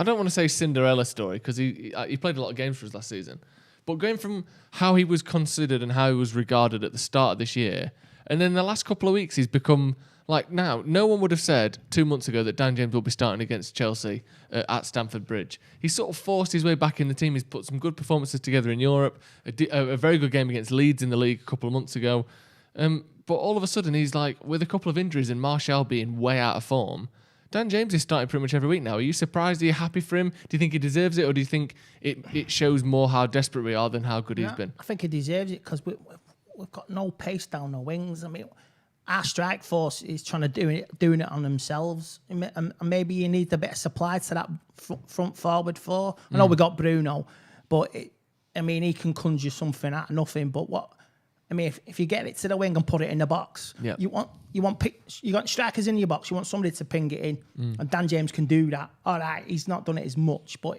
we know he can do it in his locker. If you see it, he can do it, and he's got pace. He's not the finished article yet, but he can run and cause problems. Do you think him playing shows that we may be a bit on the counter-attack today, or do you think it's just who's available and Martial's form is so bad that he's just not as good as Dan James at the minute? Might be a bit of both, to be honest with you. I mean, I think that maybe it's an easier decision for Ollie to make because of Martial's form. It's probably not, I think I was saying it earlier on. A couple of months ago, if you'd have looked ahead to this, you'd have said, if Martial was fit and Dan James is fit, then there's only going to be one person out of them two that's in the team. But Martial's form's just fallen off a bit of a cliff in terms of goals anyway and assists. He's just not been scoring. And in terms of performances, yeah. I mean, I've been quite kind to him there. I do think he's suffering from a loss of confidence. I don't think he was particularly great. He doesn't deserve the abuse he's getting. He does not deserve the abuse. That. I don't think he was particularly great in the Europa League. In midweek against Sociedad, I don't think he sort of forced the issue there. If he'd have had a great performance there, you might have thought, "Wow, he seems to have turned a bit of a corner," but he didn't. He just looks not off the pace, but it wasn't a very good performance. So Thursday was a good game. Thursday was a good game. Yeah, from entertainment point of view, I thought Thursday was a good game. Entertainment wise, going backwards and forwards, and I was still celebrating Swansea's goal, and I didn't know Lindelof were trying to do NBA basketball. Kickboxing. I went out the room. Oh, nice one, Swansea. Oh, been chopped off. For a 0-0, did you enjoy that game? Then, I did actually. I did. End to end. I thought it was all right. I didn't think it was that good, to be honest with you. It's good to see some of the youngsters getting a shout. But yeah, it was job done, wasn't it? Move on. But my point was about Martial is that was a game he could have maybe forced the issue a little bit. Maybe made Ollie think about it. If you have a good performance in that game, then you're going into this game thinking, I'd tell you what, Anthony Martial was looking back to his best. But he didn't. Do you know what I mean? He had a couple of shots, didn't he? But it wasn't anything where you go, oh yeah, Tony Marshall's back again. So it doesn't surprise me Dan James starting an answer to your original question. Does that enable us to do a bit more counter-attacking? Yeah, I think it does. It's weird, isn't it? United's form against, the so-called Big Six or whoever, the ones that people tend to point to, which funnily enough includes Arsenal, who knows why, but Chelsea, Chelsea, City, Liverpool, Tottenham. We haven't won a game against any of those, and Leicester, as well. We haven't won a game against any of those teams so far this season. Is that a coincidence? Does that worry you? Do you think, well, eventually we're going to come out of that, or do you sort of think that it's just been bad luck and eventually we're going to stop, or do you think we have a problem against bigger teams the way that we play now? I think for some of these games, not all of them, I think we've almost got into these games thinking a draw is not a bad result. I go back to the Chelsea game, the way we've set up against the Chelsea at Old Trafford. I don't think that was two teams particularly that were going for it, including ourselves. I go back to the Liverpool game. I thought the tactics, I understood them, but I don't think we went for it. No. Like, we saw Burnley go for it in a more sort of attacking fashion than United did at Anfield not long after that. Again, at the Emirates, if you're going to count Arsenal as a Big Six, I get where you're coming from with that one. Did we really go for it? Did we go for it against them at Old Trafford when we lost 1-0? No, we didn't. No, we've been going into these games not like a team that's thinking, you know what, we're the better team here, we're going to boss this game, we're going to get at them. We've been going into it cautious, almost playing for a draw. Every game, I say, we've only bossed matches 3-4 times this season, and we're ultra cautious. I'm getting sick of cautious and cautious. I mean, we've got 3 big games in a week. Are you going to play like that against Crystal Palace, against City, and be all pally on the Manchester derby? I don't want. You're in the end of the season. Wins get you somewhere, and I don't want to be cautious. Sometimes you just can be. It just does your head in. Yeah, we need a lot more today, don't we? We need a lot more attack. Yeah, where we're actually going for it. I mean, it's interesting, isn't it? Because Ole's got a massive difference in terms of how he's going to approach this game, and he's had to sort of come up with it based on not much evidence of how this team plays. What's it, 7 games they've had, or 6 games in the league, I think something. 1-4 drawn, 2, I think. Yeah, something like that. So he hasn't got much evidence as to how this team plays yet, this Chelsea team. So he's kind of making tactics, and he's making his setup based on an injured team in United whose midfield is, I suppose technically this may well have been the first choice team anyway in terms of midfield, because he likes to play Fred and McTominay, but you'd assume Pogba would have been in there somewhere. And then we've got no Cavani, Martial's well out of form. So he's having to make a team that's maybe not his first choice team against a team that he doesn't particularly understand yet. I personally don't think we're going to be any less cautious than we have been. I think the fact that it's quite up in the air, that Chelsea's form is going up, that we've got these injuries, that we've not had much time to analyse them, not much time, but not many games to analyse. I expect it to be a bit of a cold, cagey affair from United. What are you expecting? Yeah, I think your heart tells you, I want us to get at him, and I love to see a bit of gunko football. But I think your head tells you otherwise, and I can sort of understand where you're coming from there, because you look at the evidence you've got. Everything you've just said there is spot on. Look at the way we've approached the big six teams this season. Are we suddenly going to change tactics and go for it? I'm not so sure. I think it might be a cagey affair. Hope I'm wrong, but I think you're right. So please tell me, why did we play so cagey against West Brom? Yeah, I mean, I'm not defending that. Doesn't fucking make sense. You can be cagey, maybe today, fair enough, but cagey. But I'm not. I'm getting bored of it. Yeah. It's just being. You've got to take chances and push forward. Yeah. I think it's going to be hard. It's weird as well because we played so well against Sociedad the first leg, 4-0 obviously away. I thought we were brilliant in that, and I thought it was the first time in a while that we'd bossed the game. We bossed the game, and Ollie came out afterwards and was like, yeah, we thought we could probably play loads of balls over the top, so we did, and we were clean through on goal 3 times in the first 30 minutes. Like, people say, oh, no tactics, no this, no that.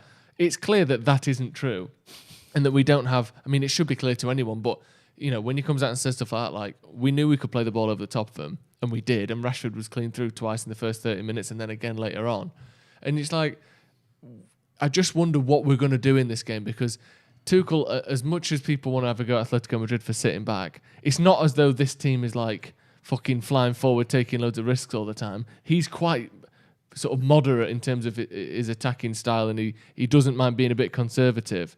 So it's going to be a weird game, this, I think. And if they leave it up to us to put the pressure on, I'm worried we might see the sort of game we saw against Arsenal at Old Trafford, where it's like us not having anywhere to pass the ball, chipping it up, centre-backs winning headers, us not having nowhere to pass it, chip it up, centre-backs winning headers. And I hope it isn't that. But in the games where we get pressed hard, which is what they're going to do, we've struggled to break that down a lot of times. I think Ollie would have known how he plays when he was PSG at the start of the season. Was he manager at PSG, wasn't he? Yeah. So Ollie has beaten him. So he knows how Good he record plays. against him. So, yeah. He's played him a few times, like you say. We were talking about this sort of in the pre-match build-up. Yeah. And is he going to play that same way as he played at PSG? Might play different, because obviously at PSG he's got the likes of Kylian Mbappe and Neymar and players like that at his disposal. So he might have a sort of different approach than he has in this game. Or will he stick to that? Will he stick to that sort of formula? It's very difficult to see, because like you say, you've not got a massive sort of pool of games to choose from as he's been manager of Chelsea. You look at it, he's sort of changed his tactics a little bit. And he's not played any big games in the league. I know the Atletico game you can look at for how he sets up in big games, but he's not played against a top 6 team in the league yet. He's played against Spurs, but that's kind of a different thing. They're not the same team that they have been. They're 7th, 8th, 9th. He's got United. I think he's got City in the horizon as well. Yeah. So we'll see how he plays. Yeah, Liverpool coming up for him, but obviously we can't use the game that they haven't played yet as evidence of how they're going to play. No, but I know. People saying just don't concede early, that would be a worry, wouldn't it? Obviously, but Do you think that could get us going though? We've got an away Talking record. about all this cagey stuff. Why do we always have to do that? We've got an away record to protect. I'm not saying that's a good idea, but I'm just saying if that happens though, you talk about everyone's just been talking about cagey football. You can't be cagey when you're 1-0 down, can you? Unless you're stupid. Yeah, which we've got a good away record. That's what Atletico Madrid did the other night. Is it? 1-0 down. Great. We're unbeaten away from home this season. I just want to continue it. Yeah. 3 points must. Michael Collins said, awfully nice of Joe and Andy to invite their little cousin to the watch-along today. See what I mean? You've been boosted. See what I'm saying? You've been boosted a little bit. There's a word for this, Show us what you said. Everyone knows what I'm on about. What? Ageism. White privilege. I ain't got one of them. What kind of privilege is that? See what I mean? You get to sit on, what is it? They've got me on like a crate, a beer crate. With spikes found sticking in the out of street. it. With spikes and pigeon shit on it. Yeah, exactly, with a little rat running around it underneath. Yeah. Nibbling at your bum underneath. You said you like that? Is Harford still open? We'll get my car booster seat. That'd be good. Before kick-off. One of those little kiddie ones. I've got a booster seat in my car. I could have brought it with me. Have you? In the driver's seat? Someone saying get a phone book. I mean, they don't even print phone books anymore. Still yellow pages. Still That's do. a great Do they? idea. Still do Thompson. Still do Thompson. Yeah, I don't think they. J.R. Hartley. J.R. Hartley. Heaven Soul says, are you using audio dampers as a booster seat? That we are. Knowledge. That we are, mate. Well done. We've got about 5 minutes till kick-off. Andrew Tate of... Where do you live? Roughly? And Colts. Roughly. Not I don't want you knowing your address. I told you this the other night. I know, but I didn't know whether you considered it Miles Platin or Ancoats or wherever. I'm Ancoats. Ancoats, good lad. Andrew Tate of Ancoats. What's the score going to be? I'm going for 2-1 for United. Fantastic. Jason Orange, take that. What's the score going to be? I'll go with, what did you go? 2-1. I'll go 4-3 United. Flamboyant from Jay. And I'm going to go... here's the honest truth. I think it's going to be 1-1. But who am I to predict such a beige result? So I'm going to... think it's going to be 1-1. Pathetic. Right, take that fucking booster seat off him because it's boosted him above his station is what it's done. I'm gonna go for 1-0 United. Another clean sheet, which doesn't seem possible now I've said it, but that's what I'm thinking. Get your score predictions in the comments as well. One of my teachers needed a booster seat. Funniest thing ever. David Ayres. They would never live that down, would they? Imagine first day you come in. Sir, are you sat on a pack of 8 Carlin? Yeah, I am. Whatever. I'm 4'6". That's fine. Get over it. Yeah. 2-1 Carly. says Ben West. Ross Murphy, emergency chairs. Yeah, it's very Peter Kay in here, isn't it? Yeah. There's a leg of one of these chairs is just snapped, and I don't know how that's happened, but it has happened. Wasn't me. It wasn't you. Ancoats, lol, you mean Bezic. Ancoats. Cheers, Andy. Ancoats. Hey. Well, what are your thoughts on that matter? I don't get involved. I live in Eccles. You mean Salford? Salford, yeah. Part of Eccles, isn't it? Snob- Part of Eccles is part of Salford, sorry. Snobbery. Eh? Yeah, it's You know what I snobbery mean? from you. M30 massive in the house. Interesting. Right near the sewage plant on the. Not right near enough. No, right near the Hey, flyover. you've not lived until you smelt the sewage at dawn. on a warm summer's night, Hey. you get it wafting into the Yeah, garden. exactly. Right near Barton Bridge, you get the waft. Yeah, exactly. What sewage plant is it, Joe? I've never been there. It's the Davium Sewage Works. Any good? Yeah, it's I wouldn't say it's the best, but it's in the top 7. You think you could get a bottle of water out of it? I have tried, and you can't get near it. Really? Yeah. I've got my coffee filters. That'll do. They nick you. Heard your Do they? news when you're going through. Interesting. A lot of people predicting United wins. 4-1 United says Steg the first. Go on. Fi Kevin concede first, win 3-1. Interesting. I'd take concede first, win 3-1. Do you think that United are going to go for this and sort of, if it's 1-1 last 10 minutes, we're going to be the ones pushing for this because we want to keep our eyes on City a little bit, or do you think we'll take a draw? Because this is where not having a crowd massively changes things. Because if you've got a crowd there, and it's, say for example that scenario you've just gone in 1-1, the Chelsea fans are going mad, getting behind the team. I know Stamford Bridge is not always the loudest, but it's not the worst ground I've been to. Yeah, do you know what I mean? They'll be giving him like, come on, last 5 minutes, it's got to go in for it. Whereas you fall into almost this training ground game when there's no crowd there. It just does. And especially when you draw and it's like that thing of, that's not a terrible result for either team. You don't see that, for me, the same level of intensity that you've been seeing with the crowd there in the last sort of 5 or 10 minutes. And I think that's one of the sort of the detriments of this. Say of playing having no crowd. so cagey football last 20 minutes. If it's 10 minutes to go and you're like, oh, that's 1-1. Right, hey, get a winner here. 10 points behind City. We're playing the following week. So what's Solskjaer going to do? Is he going to urge or just, let's play calm? Arnold Rimmer football. Nice and calm, nice and backwards. What? Not fucking go for it. I hope we do go for it. Kickoff is imminent. I'm a bit nervous, you know. We've been good at Stamford Bridge recently, having been terrible there for basically all of the Premier League era. Are we due a loss? Do you believe in all that sort of due a loss type of stuff, or do you think every game is a different game and it doesn't matter the form? Every game's different. You think? You say you don't know what to expect in a game. I mean, I didn't expect us to not beat West Brom, but We didn't beat them, did we? No. Do you know something? I can barely remember that game. I think I've blanked that game out of my memory, that West Brom game. I know it was 1-1, wasn't it? Well, they're the games that could cost us a chance of the top, having a crack at the league. Everton the week before. So it's about seeing the games out and not making sloppy mistakes and pushing forward. How bad do you want this week? How bad does this team want it?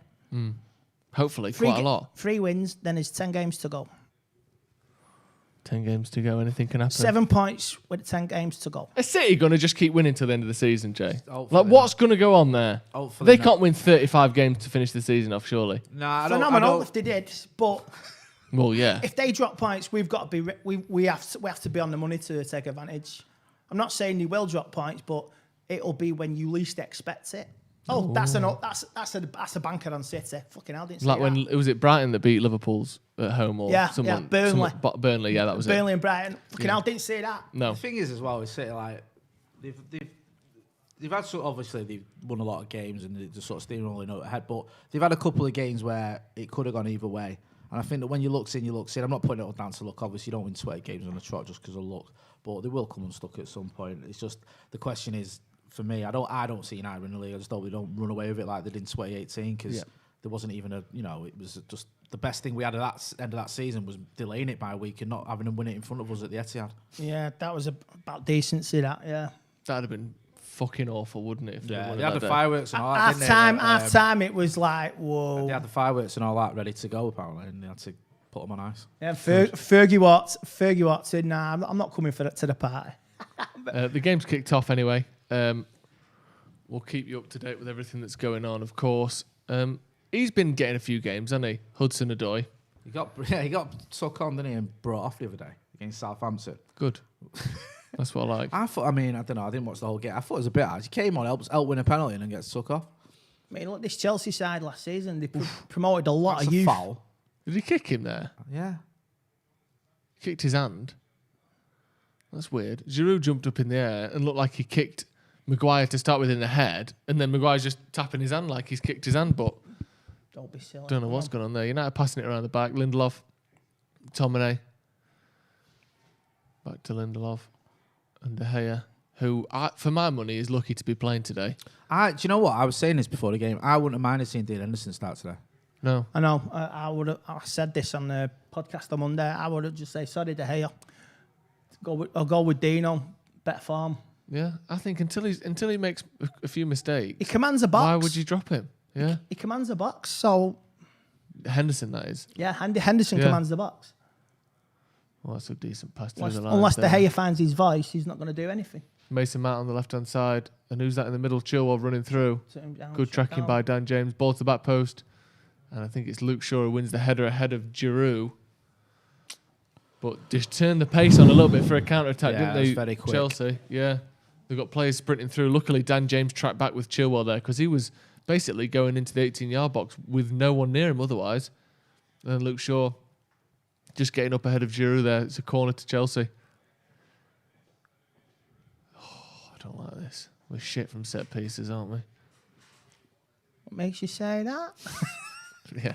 I wonder if they'll have loads of people inside the 6-yard box. They haven't, look, which is surprising because that's a technique a lot of teams have gone for against De Gea. They've got sort of a more traditional 4 or 5 on the penalty spot, and they've played it short.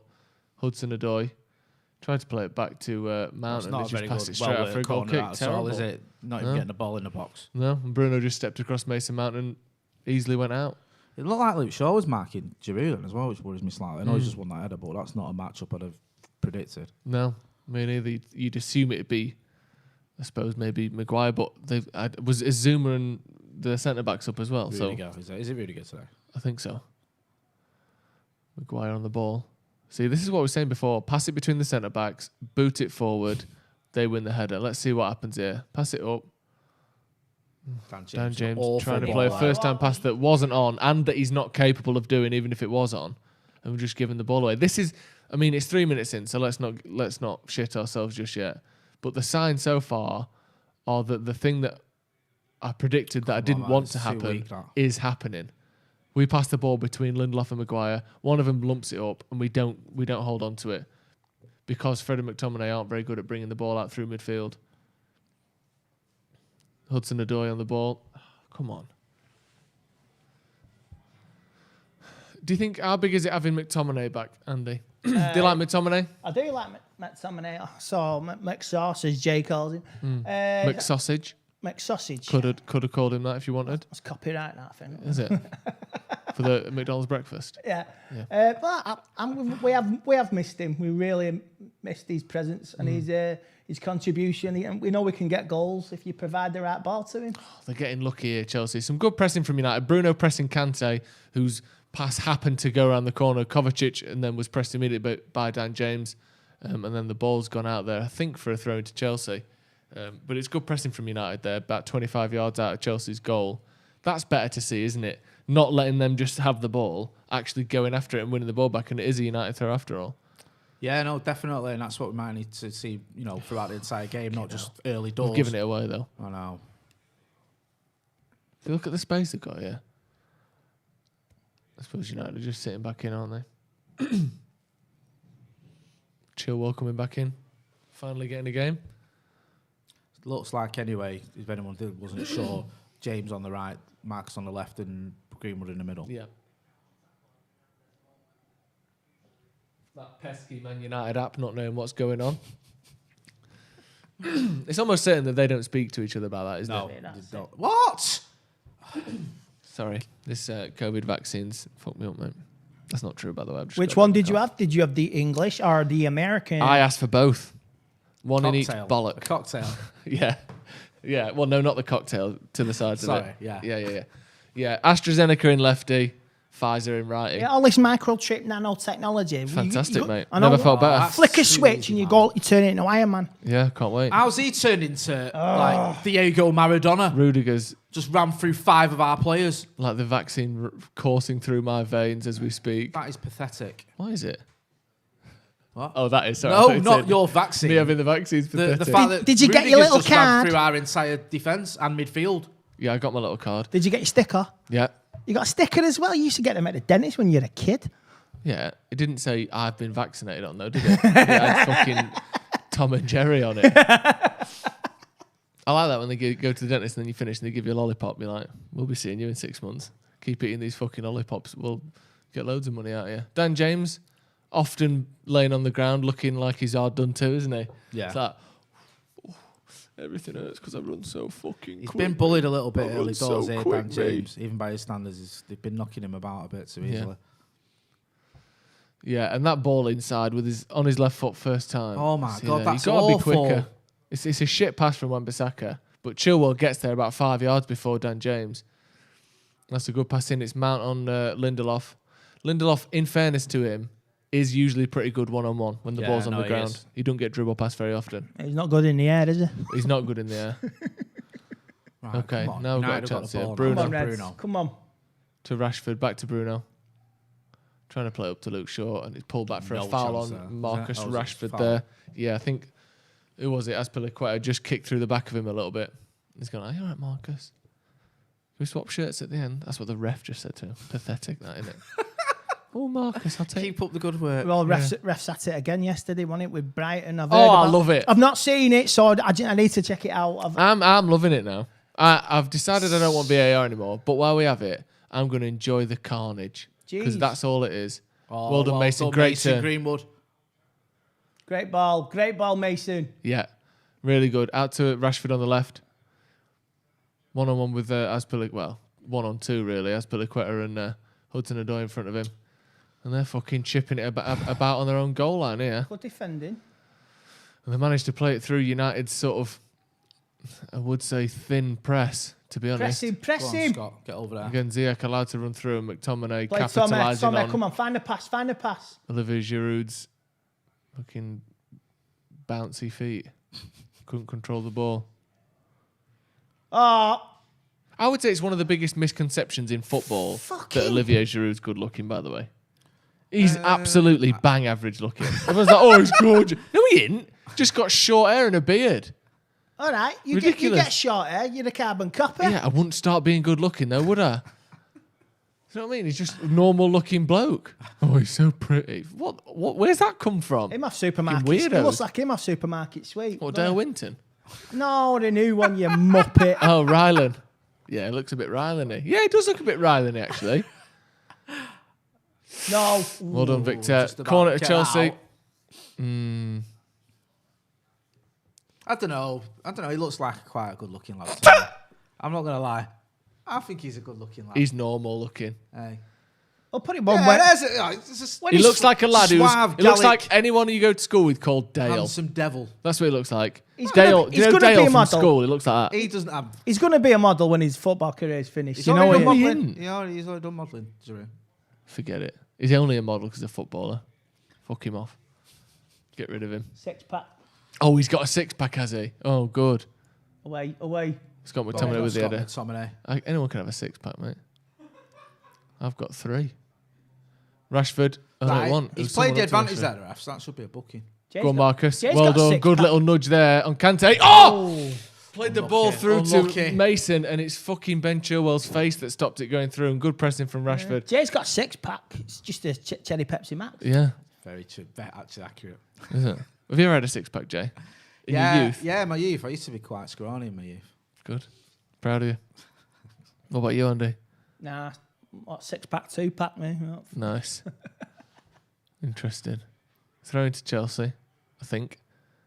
About 10 yards, 15 yards out. Chilwell's looked good today, hasn't he? Getting up forward dangerously. I don't know. I thought Marcus Alonso had been getting back in the team. He Has has. he just been rotating or I don't No, know what's going on there? Chilwell's not been playing much under. That's it, Reg. Tuchel, Go on. But he's come back in Play today. it about. Yeah, they press hard, don't they, Chelsea? But there's got to be some space in behind them. And we're trying to sort of circumnavigate the Fred. press. Play And Fred. again from Mason. There's no one in the box, and Mason's Who's offside. Offside there, Marcus. One of them was. Looked like the ball was. It looked like he wasn't offside there, Rashford, but maybe it was Mason, or maybe it was offside. United's pass accuracy. Oh, it's only 70%, guys. Wow. Let's start getting worried. Wow. Chelsea's way up at 93. Must be good. Oh, outrage. Ollie does look pissed off, though, doesn't he? Got a bit of an angry face on him. I want to see him blow a gasket on the touchline, not just have a face. Like a young Sam Allardyce screaming through a chewing gum. Go on, Rashford puts the ball Great in the ball. box. There's no, I mean, there's Dan James in there. Like, Who's just been. Well, no, he can't really get a foul for that. no. You're putting Been the in the ball wars, into the old Dan box. James already. Bless him. This could be beneficial for Dan James. Sometimes you got to take a kick in to be good. Yeah, I think that he's that type of player, isn't it? He's always going to take a kick in, no matter what. Even if he's shit, he's going to get booted about for his troubles. That's good pressing there. Good pressing on Mason Mount. Fred and Bruno between him, winning the ball back off him. And Fred Go on, going past Fred. Kovacic. And Oh. Azpilicueta's looking a bit shy on Pressing. the ball as well. I think he's chipped that for a United throw-in. United United. pressing him quite well here. Clapping straight onto the mic, Andy. Sorry. United pressing quite well here, actually. I'm impressed with United's pressing. We've kept the ball. Fred's Yeah, played it back to one more. McTominay. Bruno, edge of the box. No, he's crowded Shot out. blocked by, I think it was... Whoa, Not fuck. sure. Free kick to United. Oh, my. I'm not sure what's happened here. McTominay and Mount, some sort of collisions just off the ball, wasn't it? What's happened here? High foot. It's a high foot from Mount. And then, because he got the ball. Well, I'm arguing with someone who's not on camera who doesn't have a mic. Yes. Scott McTominay wins. wins the ball and then Mount just smashes into him afterwards. So that's why I would say it's a foul. Physical sports. Because Azpilicueta doesn't... Mason Mount doesn't get the ball. And McTominay does. So yeah, that's why it's a foul, isn't it? Yeah. Cheers, Jay. Sorry, Thank mate. you. I was that. just saying because there looked like there was a little bit of afters going on. That's the only reason I was sort of transfixed. Mason Mount and Scott Whoa. McTominay. Now we've got Rashford. We've got deja vu here in now. a very familiar situation, Yeah, isn't from it? last year. Yeah. I think it's the other end of the pitch, but it's about 25, 30 yards out, quite central. Let's see, was it the Carabao Cup, wasn't it, the other one? Yeah. Marcus Rashford's the scene of one of his very few free kick crimes, because he doesn't score many free kicks, does he? But very similar looking position. Imagine if he stuck this in. Oh, he's far out, I that. don't know. Is he? Yeah. It's still going to. Go on, Marcus. It's over the wall. Oh, okay. Sort of prodded away by Mendy there. Got it over the wall and down. He did, didn't he? But Mendy was pretty comfortable. I don't know why he didn't just catch it, to be honest with you. Yeah, it must have been moving. Wan-Bissaka with a backflip there. He was proper. Back heel, not a backflip. No, He's not a gymnast. Wan-Bissaka with a backflip. cartwheeling back instead of Stop running back. backflipping and get on with the game. That's Olivier Giroud the other night then. That was a good goal, wasn't it?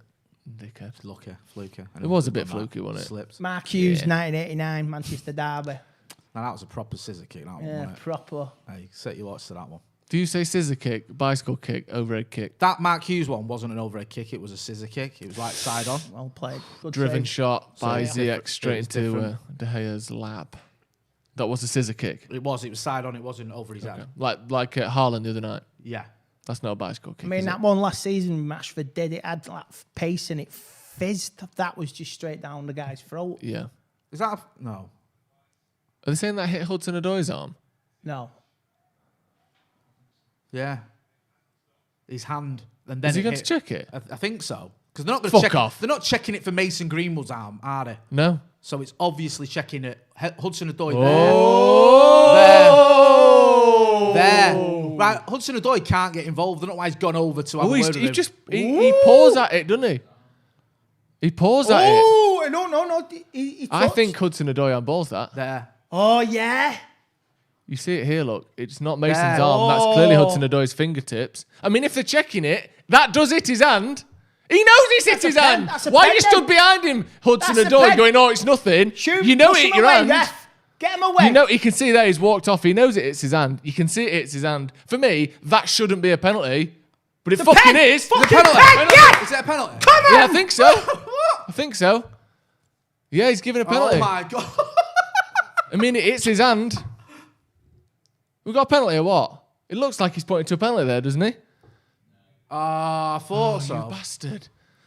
What the fuck's going on? Scared me that. I thought it was a bit like What's going on here then? drop ball. So what are they checking for there? Because it hit his hand. Like for me, like I said, like I was saying before he blew the whistle, that shouldn't be a penalty. Yeah. But why are you checking it? I don't know. It's all gone different. Do you remember like the first one against Crystal Palace where Victor Lindelof got one because it just hit his hand? Yeah. And that was it. There's no debate about it. Yeah. Whereas now it seems to be different. So I don't even understand. Far's it. gone to shit after yesterday. It's like they've been more. It's like they're more lenient on these now because for me, like I said, that shouldn't be a handball. What a handball is for a penalty, but he does. He's running like that and it hits his fingers and goes forward. Like, why isn't it a penalty if the rule is if it touches your hand, it's a penalty? Do you know what I mean? Yeah. Let us know what you think in the comments because it's a strange one. They've sent him over to look at it. It's clearly at his hand, and yet they've not given it. So what did he go over for? They could have said in his ear, it hit his hand, but it's not a penalty. It's the only and like thing you I said, can at the think start of the there, season... is there Sorry, an go on. argument that Mason's arms moved his hand towards it? Is that an argument? I don't know. I don't think so. I'm just sort of playing devil's advocate. Yeah. Because for me, it hits his hand, and if the rules are it hits your hand, Hot then it's a potato. penalty. Well, again, like you said though, Jay, like I was just saying, it seemed at the start of the season, any time it hit someone's hand, it was handball. Yeah. Whether you meant it, whether you were a fucking centimetre away from it, if it hit your hand, you're getting a penalty or you're getting a free kick the other way. Whereas now, like, that's clearly hit his hand. He's moved his hand to the ball. His hand isn't by his side. His hand is here in front of him. Yeah, I mean, Like- it's a body reaction, isn't it? It's like, But he's hit it with his hand. So it seems as though they're changing what Is it they're giving ball to penalties hand for. or hand to Well, that's ball? clearly hand to ball. I don't understand that. Let us know in the comments what you think there, because for me, if you're going to be giving it that any contact with the hand is handball, which is what it seemed like they used to be giving, then that is a penalty. I'm not sure. Ross Murphy, it's an absolute clear Stonewall penalty. Navoma Lenya saying, I don't understand how it's not a pen. People, yeah, absolutely 100% handball. He moves his hand toward the I'm ball, just so it's in looking an next, my unnatural phone was going position. mad. And Very, everyone- very strange. Everyone's saying like by the rules. Yeah. If those are the rules. Because, yeah, exactly. You agree or disagree with the rules, but the rules I thought we were playing by, that we were definitely playing by at the start of the season, that should be a penalty. Yeah, I don't so understand that. this is where I think the VAR control room have bottled it. But no, it's him. He's watched it. Well, he should know the rules then, shouldn't he? He went to the screen to make the decision. It's not VAR, that's him. It's bad refereeing, man. It's no Stuart wonder, Atwell there, just no wonder don't they're know. getting grief. And I don't know why Callum Hudson-Odoi was allowed to go over with him Yeah. and have a chat. Very weird. Ali27 saying, Chelsea players surrounding the ref on VAR too, thought that wasn't allowed. I don't think it is allowed. But again, things slip, don't they? Over the course of a season, you start here with rules, and then there's a weird mistake here, there's a terrible mistake here, and things slowly slip, and the rule comes down and down and down and down to the point where at the start of the season, you would roll your eyes, and that you'd go, oh, that shouldn't be a penalty, but we know by the rules it is. Whereas now, 25 games later, they're not even giving them for that. No. And yet the rule hasn't changed. We're just responding differently to it because, we got a bit of criticism 6 weeks ago. It's like, change the rule or don't. But you can't be changing the rules halfway through the season when, like you said, Victor Lindelof's getting a penalty given against him when the ball hits his hand. Or like that. And then you even had Roy Hodgson saying, I don't agree with this rule. I think it should be deliberate only. Yeah. But I've been overruled. These are the rules that we have to abide by now. So in that circumstance, I've been overruled on that. And then that's the rules that we've been going by. And then now, all of a sudden, we're not classing it like that. Now, I get it. I don't agree with that rule. I don't think Hudson-Odoi really has deliberately handballed it. No, I think if those are the rules that you're playing by, just like I didn't think Victor Lindelof deliberately handballed it. Yeah. But we still got a penalty given us against us. So it doesn't make any sense to me that you can sort of have this different interpretation of what should be a rule. The City thing, the goal that they scored against Aston Villa in a game that they would have dropped points in, by the way. I mean, we can't say for certain, obviously. I know they won 2-0 in the end. But that first goal they scored, it was clearly offside. That's been established. That goal gets given. And then 2 days later, the refs go, in future, that's offside now. Yeah. All right, so only one team's allowed to benefit from that then, are they? Only one team that happens to be cruising, or at the time, I think they just hit, 5 points clear at the top of the league, City were after that game, something like that. They're allowed to benefit from that, but then we're going to change the rules afterwards so that no one else can do that again. It's like, we're not changing the rule, we're changing the interpretation of the rule. We're changing how the rule is refereed. It's like, you're changing the rules then, aren't you? Just, the inconsistency is just shit. I'd be interested to. I mean, my phone's going berserk, and I don't know whether this is conjecture or people that know things that people saying that the VAR official told him it was a penalty, and then he's gone and checked it and decided it isn't. I don't know if that's true or not. That's what my phone's saying, but that's people in my chat and that. So I'd have to look into that. Yeah. I don't get what's happened. It's obviously been flagged up for a reason. He's made the decision. He's interpreted that as not a handball. I'd like to know how he came to that decision. Yeah. Because we've already been had over this season at the Sheffield United game. Yeah. With both the goals. One goal that was given that shouldn't have been, one goal that was disallowed that shouldn't have been, and they came out afterwards and said that. We saw the game against West Brom where Victor Lindelof, for me, if you're going to go on what's been a foul this season, that is a foul. Harry Maguire against Burnley. Yeah, Harry Maguire against Burnley, not a foul. So let's have a bit of consistency with these things. Yeah. If it's not a handball, then okay, let's not have it as handball from now on, because I guarantee if Harry Maguire does that later or any of our defenders do that in the second half, you could see a penalty. How's that consistent? Yeah, the fact that it's being different within the season is just ridiculous. It's just infuriating, really. Every season you're going to get another rule change, and it's nothing is clear. No. Do you know what as well, mate? It's not even the rule change. It's the people that are employed to implement the rules don't seem to know what they're doing. And again, because of the backlash that the referees get throughout a season, they slowly change the way they referee certain instances. And that's what I'm saying. There's been no rule change since the start of the season. As far as I'm aware, the same handball rules exist now as they did at the start of the season. But because of the backlash, because of the criticism in the media, because of comments that referees say about United getting penalties, that managers say about United getting penalties, because of the comments that pundits say about, that Twitter say about people getting penalties, over the course of a season, you see that exact kind of situation go from being a clear penalty at the start to now we don't give it and it's fine. And it just ruins it. Technology is not beneficial. Well, I mean, that's another layer to the whole thing, isn't it? Yeah. It's like, you're right. Like, what is the point of having VAR then? If you're not, like if he hadn't seen that during the match, fair enough. But he's gone over and looked at it for a minute. Mm-hmm. Yeah. Like, it's ridiculous. It's ridiculous. And then apparently you've got a VAR official in his ear telling him something different to what he's decided to do anyway. We don't know for certain, like I said, that he's the VAR official. Someone said go and have a look at it. Yeah, because otherwise how would he have known? Yeah. So. And they don't send him over to look at it. Yeah, refs getting a statement out for tonight. Quick, they're in the rule book now. They're all chatting through the rule book now. I mean, when do you hear from him? The Sheffield United one took about 2 weeks, didn't it? Yeah. It was a week or so later. Yeah.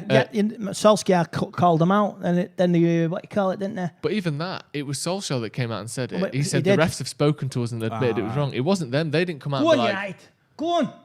Rashford, edge of the box. Back to Dan Gotta be James. quicker Chips it there, over man. to Rashford, who gets... You had Fred on the left there. You had Fred on the left to pass to, and he goes back. Zachary Purvis with a super chat. These Chelsea players are annoying. Fouling James like it's rugby, yet flopping when we breathe on them. I hate Look that at they this. do it Look, more why than did City. he play it left? And it was a penalty. He had a man in the way of that pass, didn't he? I think Kante was in the way. Viom Batia says, lack of accountability is the reason for bad refs. It's strange with refs, isn't it? Because they're one man who isn't affiliated with either team, who don't get paid anything close to what footballers get, and yet they are as important as any single player on there. Yeah.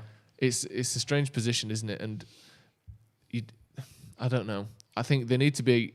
I like it when they come out and say afterwards, here's why I made this decision, or even if they come out and say, we made a mistake. I like that because it makes you feel like they don't, think of themselves as being above everything. It's like you guys going on about Lee Mason yesterday. He made a mistake, didn't he, obviously? Now, if Lee Mason after the game comes out, you know what, I made a mistake, got that wrong. Fair enough. You're human. You're in a high-pressured situation. I get it. Mistakes can happen. I've not got a problem with that. No one's infallible. But it's the fact you won't hear anything. You've got players coming out and speaking instead. And it just, they're obviously fuming, and then they're getting asked about it. They can't speak for the referee. So I think maybe there should be a bit more accountability and a bit more transparency with some of these decisions. Because if a referee comes out and says, you know what, I looked at it, that's how I saw it, I might have got it wrong. And fair enough. And also, do you know what I think would help as well? Maybe not short term, but certainly medium and long term. If you doubled what refs got paid, if you paid refs more, you would have so many more people wanting to be refs, and you would have so many more good refs.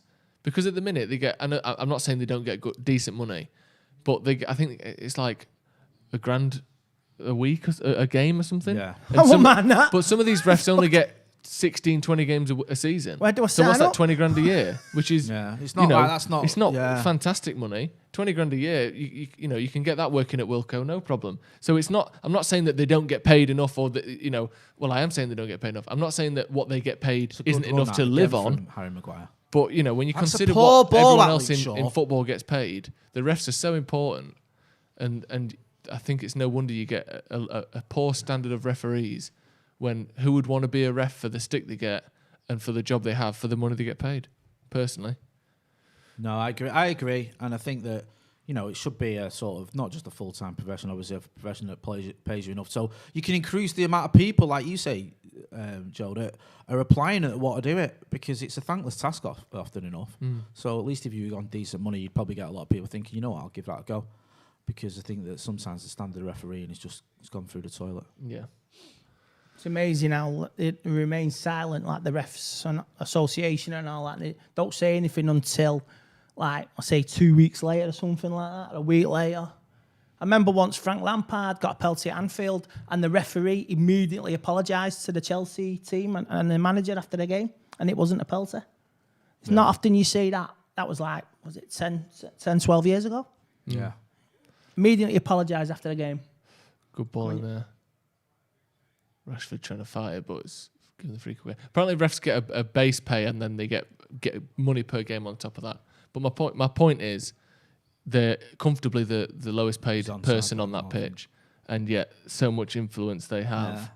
I just think it's a tough job, and I think the standard of the refs isn't good enough, and it's not up to me to find a way around that. But I think you never think of people as going, go and be a ref, you make some money there, lad. It just seems like the sort of job that no one would want. Tommy! Oh, Scott! Tommy!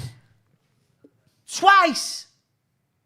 Look, he's shit, innit? Fucking hell. Who does he think he's passing to there? Would you think, well away would you now, think mate. professional Terrible. players, ex-players, will make better refs? Maybe. Regardless of...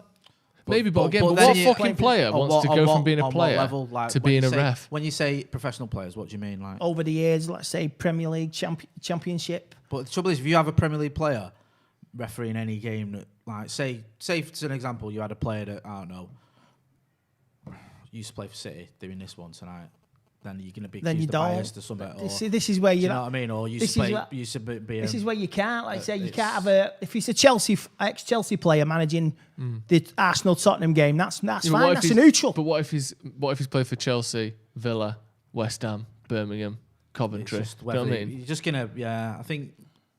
It's hard, isn't it? I get where you're coming from. I think maybe lower league players, because players know what it's like to play football, professional. You know what I mean? Like that, I can sort of understand that. I think it's part of the problem is, some of these referees just obviously never played football, and that might have some influence on some of the decisions or not understanding certain things. But I just feel there's far too many famous referees for the wrong reasons. Nostalgic Neil says refs have huge contracts. What you said was per match fee. Yes, I tried to clarify that afterwards. Mike Dean gets like 300k a year. I don't think we know that that's true. I think 300k a year. But I don't. Says it really? Can we confirm that, please? Yeah, I'm not saying that isn't true, but I don't think we know how much he gets paid, do we? I think that might be a guess. I think we're in the wrong job, gentlemen. Yeah. Do you know what? I used to ref 5-a-side sometimes when we were short refs, when I worked on a bar. It was horrible. It was the fucking worst 40 minutes of my life. Just arguing with people constantly. People who were shit at football as well, who thought they were Maradona. Screaming at you when you didn't give him a free kick as he threw himself to the floor. Come on, Dan. Good idea. I don't think we haven't even got going yet, have we? Yeah. We were holding the ball a bit better last few minutes, I would say that. It does seem as though it's them sitting back and us holding the ball. That's a great pass out to Luke Shaw. That's there. really good. Who was that? McTominay? Oh, he looked like he put a bit of backspin on it as well. It seemed to slow down when he got there. Really good Help pass. him out.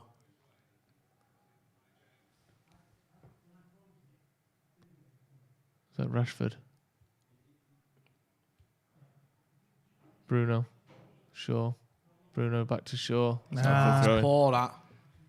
Pretty much it's half an hour, and first half an hour it's pretty much even Stevens. They've not done much, and neither have we. No, we're the team with the ball who are pushing forward. It's very much Chelsea sitting back at the moment, isn't it? Or not sitting back, but not the ones holding possession, trying to play the ball around. They're trying to counter-attack, I think. Yeah, we just got to keep going as well. One thing that did strike me about that penalty incident was that not many United players appealed. So I don't think that'll be in their heads because they probably haven't. Obviously, they've not seen it like we have. No. So they, sometimes that can get. Solskjaer looks concerned. Well, I'm sure he is concerned. Press him. We're pressing all right, but we're not really making much, are we? We're definitely missing Paul Pogba. I mean, how far is he from a comeback? Yeah. 2 weeks, 3 weeks. Someone was saying, I think back. That's terrible, David De Gea. Come on, mate. See, this is David De Gea show again. Yes, get him out. Fucking get Dino in. Fucking hell, man. Simple. Fucking simple it is. Fuck's sake, David. And he's got previous against Chelsea as well. Are you surprised that that Henderson didn't start today? I know you wanted him to start. Did you think he would? Did you think he had a chance? Because, like, the other night, just the way he covers his box and all those things that we say over and over and over again, it's clear every time he plays that he's better at that than De Gea. Yeah, I thought that maybe it almost gave Ole Gunnar Solskjaer an opportunity to play him today because if that's all right, it's not like Solskjaer had rattles constantly, but another clean sheet, another good performance where you can go, all right, he's earned a little chance now in the league. So I thought Ole Gunnar Solskjaer might have used that because for me, I don't know, there's just, I'm at the point now where I feel a little bit more confident. I'm getting fed up with De Gea. I'm sorry, man. When starts, I feel like, to be honest with you, I'm not saying that he's set the world alight when he's been in a Manchester United shirt. But I just feel he's got the edge because for me, there's just too many question marks about David De Gea. And I know you can go back to the fact, he's player of the year 4 times out of 5 years. He's been a great servant. But I just don't feel like there's that sort of level of consistency that you need if you're going to challenge for the title or at least maintain a sort of top 4 position at the minute. There's just too many question marks about David De Gea. Well, he has to be a start for midweek at Crystal Palace, Dean Henderson. He has to be. That's basically it. And if he performs well, I'll play him in the derby. But I don't think he is going to start, though, is he? He hasn't started him in the league, other than the Sheffield United match, I don't think. Like, I can't see him doing it. Was it West Ham as well? I can't see him doing it unless De Gea's injured. No, I think he'll just play in the Cups. But then I think, I think the only way he gets into this team now is if David De Gea has an absolute Walden Maguire. Good tackle that. You won't blame Henderson for wanting to leave. You know what? You've messed me about. I've tried and I've been patient. I just want to go now. You won't blame him for leaving. I don't know. I think it's hard to expect you're on loan at Sheffield United and then you come in and you get what will end up being probably 15 or so appearances. I think maybe if next season we say it's De Gea again, then you can maybe start talking about Henderson leaving. But he's basically had 1 year as a backup goalkeeper. Like, I think it's a bit harsh for him to... Well, not a bit harsh. I think it would be a bit soon for him to go, right, that's it, I'm done. Because it's Man United you're trying to play for. It's David De Gea you're trying to get, you're trying to replace. It's not an easy job to do that. And De Gea's been brilliant You for keep making mistakes. You don't command your box. What do you expect? Hey? A goalkeeper commands a back four. Yeah, I agree. And De Gea's not doing that. I mean, up till a few... Look at Alisson last season. He commanded that back four. Yeah. The City keeper, he commands that back four. Our fucking goalkeeper don't command it. No. I agree with you. Got a corner to United. Luke Shaw standing over it. Bruno's given the ball away a few times, hasn't he, recently? Yeah, he has. It's just... He's one of those when he does that and then he'll pick out an absolute perfect pass for someone that ends up getting us a goal. Absolutely horrific corner by Luke Shaw as well. Just passed it to Kante at the near post. Kante was, I think, 5'6", and he volleyed it out. Yeah, that was awful. About as bad as a corner as you can have. The only upside to that corner is we've got a throw out of it, which I think, statistically speaking, is more likely to bring them a goal than it is us. Throw in. Luke Shaw, 1-2 with Greenwood, and we're giving the ball away, as you could have predicted. And then they're counter-attacking. Yeah.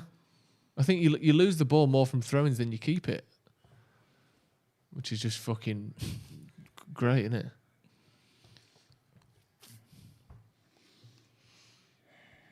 One thing about Dan James, he's a workhorse. Well, he certainly is that. Same with McTominay. You need a bit more than that, though, don't you? Sometimes. Yeah. You need a bit of muscle and strength, a bit of quality. Actually, being able to score and go past people and find good balls. That's what Jack Grealish is, though, isn't it? All in one.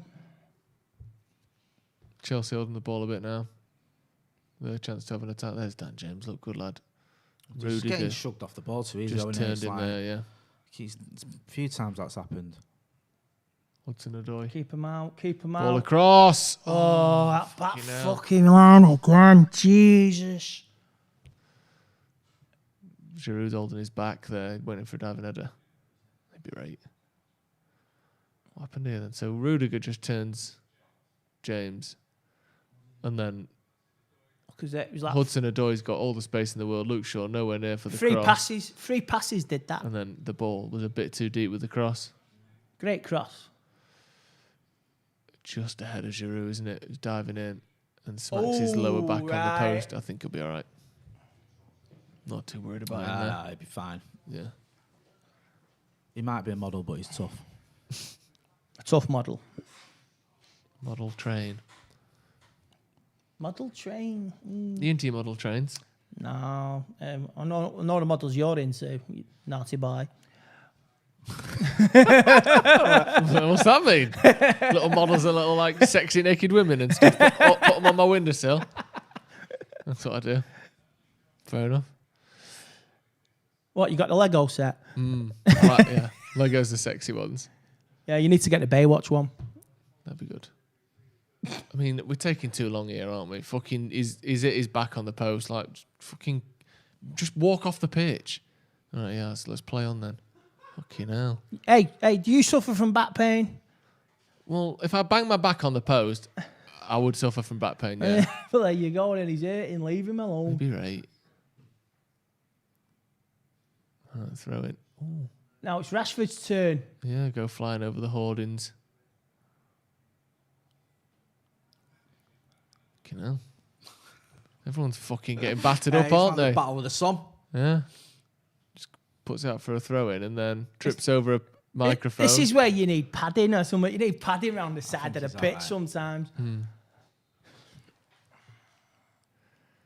How much stoppage time is there going to be here? Because there have been so many fouls and free kicks and stoppages and VAR. There's got to be a fucking 5 or 6 minutes because this has just been like... felt like this game's been so stop-start, doesn't it? Yeah, it is. Like every 2 seconds it's stopping. Fluid at all. No. Didn't we used to watch a Premier League game, say 10 years ago, back when the refs were a bit more lenient, and then you'd watch a La Liga game and you'd be like, fucking hell, it's just free kicks all the time. That's what the Premier League's like now. The ball, the game just gets stopped all the time. And the problem is as well, you're right, and also when it gets stopped, sometimes, especially VAR, it's taking like 2 or 3 minutes between, restarting it again. Well done, Bruno. Good pressing. Especially if your team's in the Fuck me. Oh, it's a head injury. Oh, who gives a fuck? ZX hurt his head. What happened? I'm just annoying, isn't it? That it just stops all the time. Lindelof just jumps up and wins a header. Well, at least he didn't lean with his foot, did he? So. Do anything. Soft that. Thing is now, if you don't jump, you win the free kick. I see a film coming back. Lindelof can't jump. Yeah, he jumped there. He did well. Got over him, won the header. ZX rubbing his hair. It's fucking proper stop-start this game. Yeah, like you say, it's not good for the game, is it? Is it a foul? Football. Is it a foul? Yeah, it's a foul for Chelsea. Yeah. I'm not even sure it is, to be honest. I thought he was going to give a drop. I thought he was doing a drop ball at first. He did do a drop ball, sure. Yeah. Well, I That's mean, not United free got kick. the ball 1 second later, so I don't think it was a foul. Greenwood on the right-hand side now. Dan James playing through the middle. There you go. There's your new number 9. We struggle to get players in the box at the best of times from crosses. And now you've got Dan James playing there, who just doesn't have that attacking instinct, does he? Let's be honest. That's a free kick, to be fair there. Getting physical. It's just both teams pressing, and then every time that anyone gets touched, it's a foul. So you're just going to have tons of fouls because everyone is going at each other all the time because they're both hard-pressing teams. And anytime someone gets touched, it's a foul. So frustrating. Who's on the ball now? Kovacic, I think. Chilwell. Pressing well. Ball back to Mendy. Go on, Dan James. James pushing Go on, him. son. Go on, Good Dan. push in Go on, there. lad. Press That's him, Piliqueta. press him. Bruno's pushing him. Go on, Dan. There you go. Oh, yeah, shoot, Good go on, pressing there shoot. from Fred. Really good. What, from the whole Fred? team? Fred collects it and then Fucking Fred getting a nosebleed. Bruno hits it. Oh, what's that? Goal kick, I think. Might be a corner. Nope. Is it a goal kick? I think it's a corner. I don't know. Fred does well. I mean, I What? don't know why he's doing What? two-step up. Just pass it. Just use your right foot and pass it. Wait. Yeah, it's a corner to United.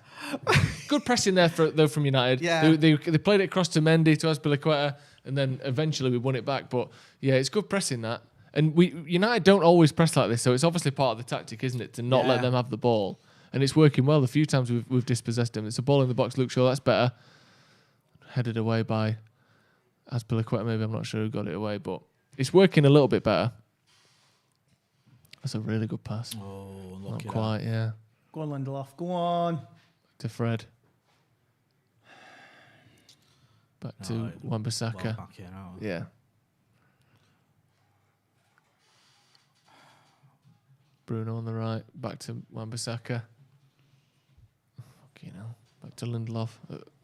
Twice as fast as he needed to pass it. I know. I was just thinking Proper that wasn't blasted a at very him, good didn't it? ball. No. Levering it straight to your centre back there. I know. And he sort of like leant over it trying to dig it out as well, wasn't he? Nice That's a good feet play there from from Greenwood. Greenwood. Fucking hell. Two of them fouled in a row there. Let's knock each other Playing out. advantage for United. Fred. And this is going to be... Good ball, Fred. It is a good ball. ball. I Good apologise ball. for the tone. Fred. This is going to be shit. McTominay. Great ball, McTominay. Out to Luke Shaw.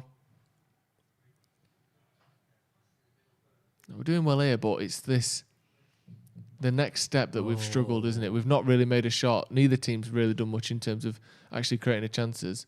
And that's United ball, surely. That's United ball. But yeah, we're doing all right in the middle third. When we try to get to the last third, the runs aren't there, the passes aren't there, the shots aren't there, and it is United's ball after all, because it looked like it was. Luke Shaw with a throw in. But it's turning this decent possession in a good area into actual chances. Yeah, we've just not been able to get that killer pass, have we? And no one's Not in the really box had either. Any chances to speak of? Neither team has. No. Giroud jumped at the ball and fell into the post. That's it. Dan Good James ball, puts good it in. ball. That's good though. Oh. Lucky there. Bruno was arriving there, headed away by Christensen, I Good think. cross, that. Yeah, it was. His first cross for like first 43 minutes. Yeah. This is a bit better though, holding the ball and just making some half chances. Bruno into Rashford in the box. Kante comes through and knocks it out for a corner. Rashford's leaning over like he's injured, isn't he? I think, like yeah, when he went over the railings, whatever it is, the hoarding, sorry. He still seems to be struggling a bit. I think we need Marcus Rashford. Oh, that's not serious. Yeah. Kante, still a great player. Yeah, he is. Just mops up the danger world. Could we get him in the summer? I'd like him. Him and Pogba next to each other would be fantastic, wouldn't it? Yeah. Free kick for United. Not free kick, corner. Free kick, but it's in the corner. Bruno puts it in. Mendy fucking punches underneath that. Miscommunication between him and Rudiger there. I think Rudiger headed it over Mendy's fist, didn't he? Got to be communicating better there. Be a great time to score now as well. 45th minute. Mate, come on, Reds.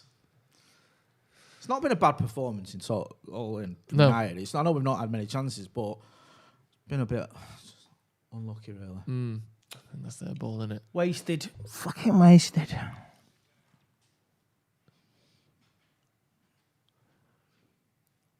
Yeah, United holding the ball in their third.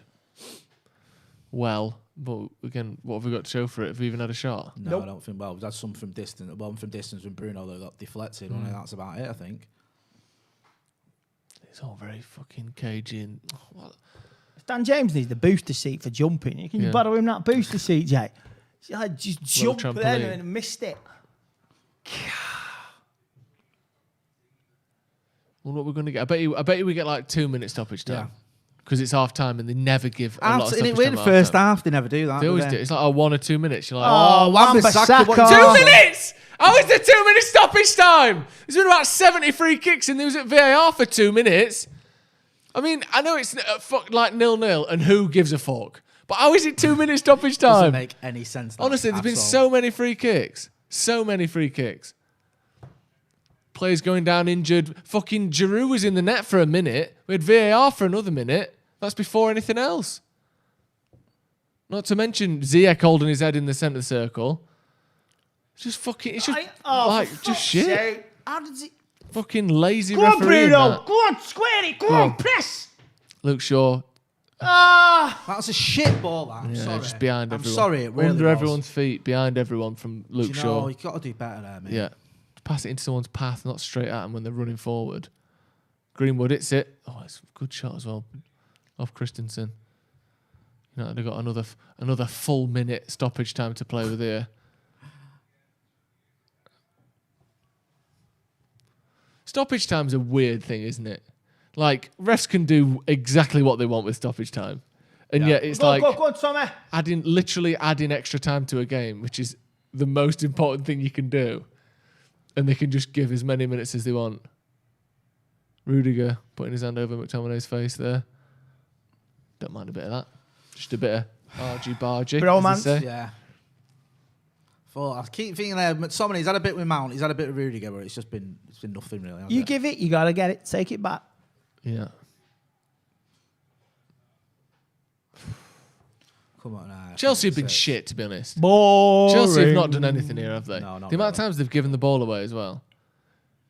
It's a shame that we haven't got Cavani and we haven't got Pogba as well, because a touch more quality, and I think we would have turned what has been a lot of possession and territorial dominance into actual chances. It's putting that final stamp on it. It's half time there. I think a bit more quality from United, whether that be personnel. I mean, we haven't got too much on the bench. I think we really could have turned that into a lot more, because Chelsea don't look great to me. They look like they're nervous. They don't look like they're full of quality. They're sort of just heading balls away and getting some tackles in to stop United rather than putting anything together for themselves, aren't they? Yeah, definitely. And I mean, if any team can feel a little bit hard done by in the first half, it's us, because for me, according to the rules of the game, that's a penalty. Yeah. Do you know what I mean? I know the law's an ass, but that's the law. Yeah. What do you think of that first half? Very, very slow.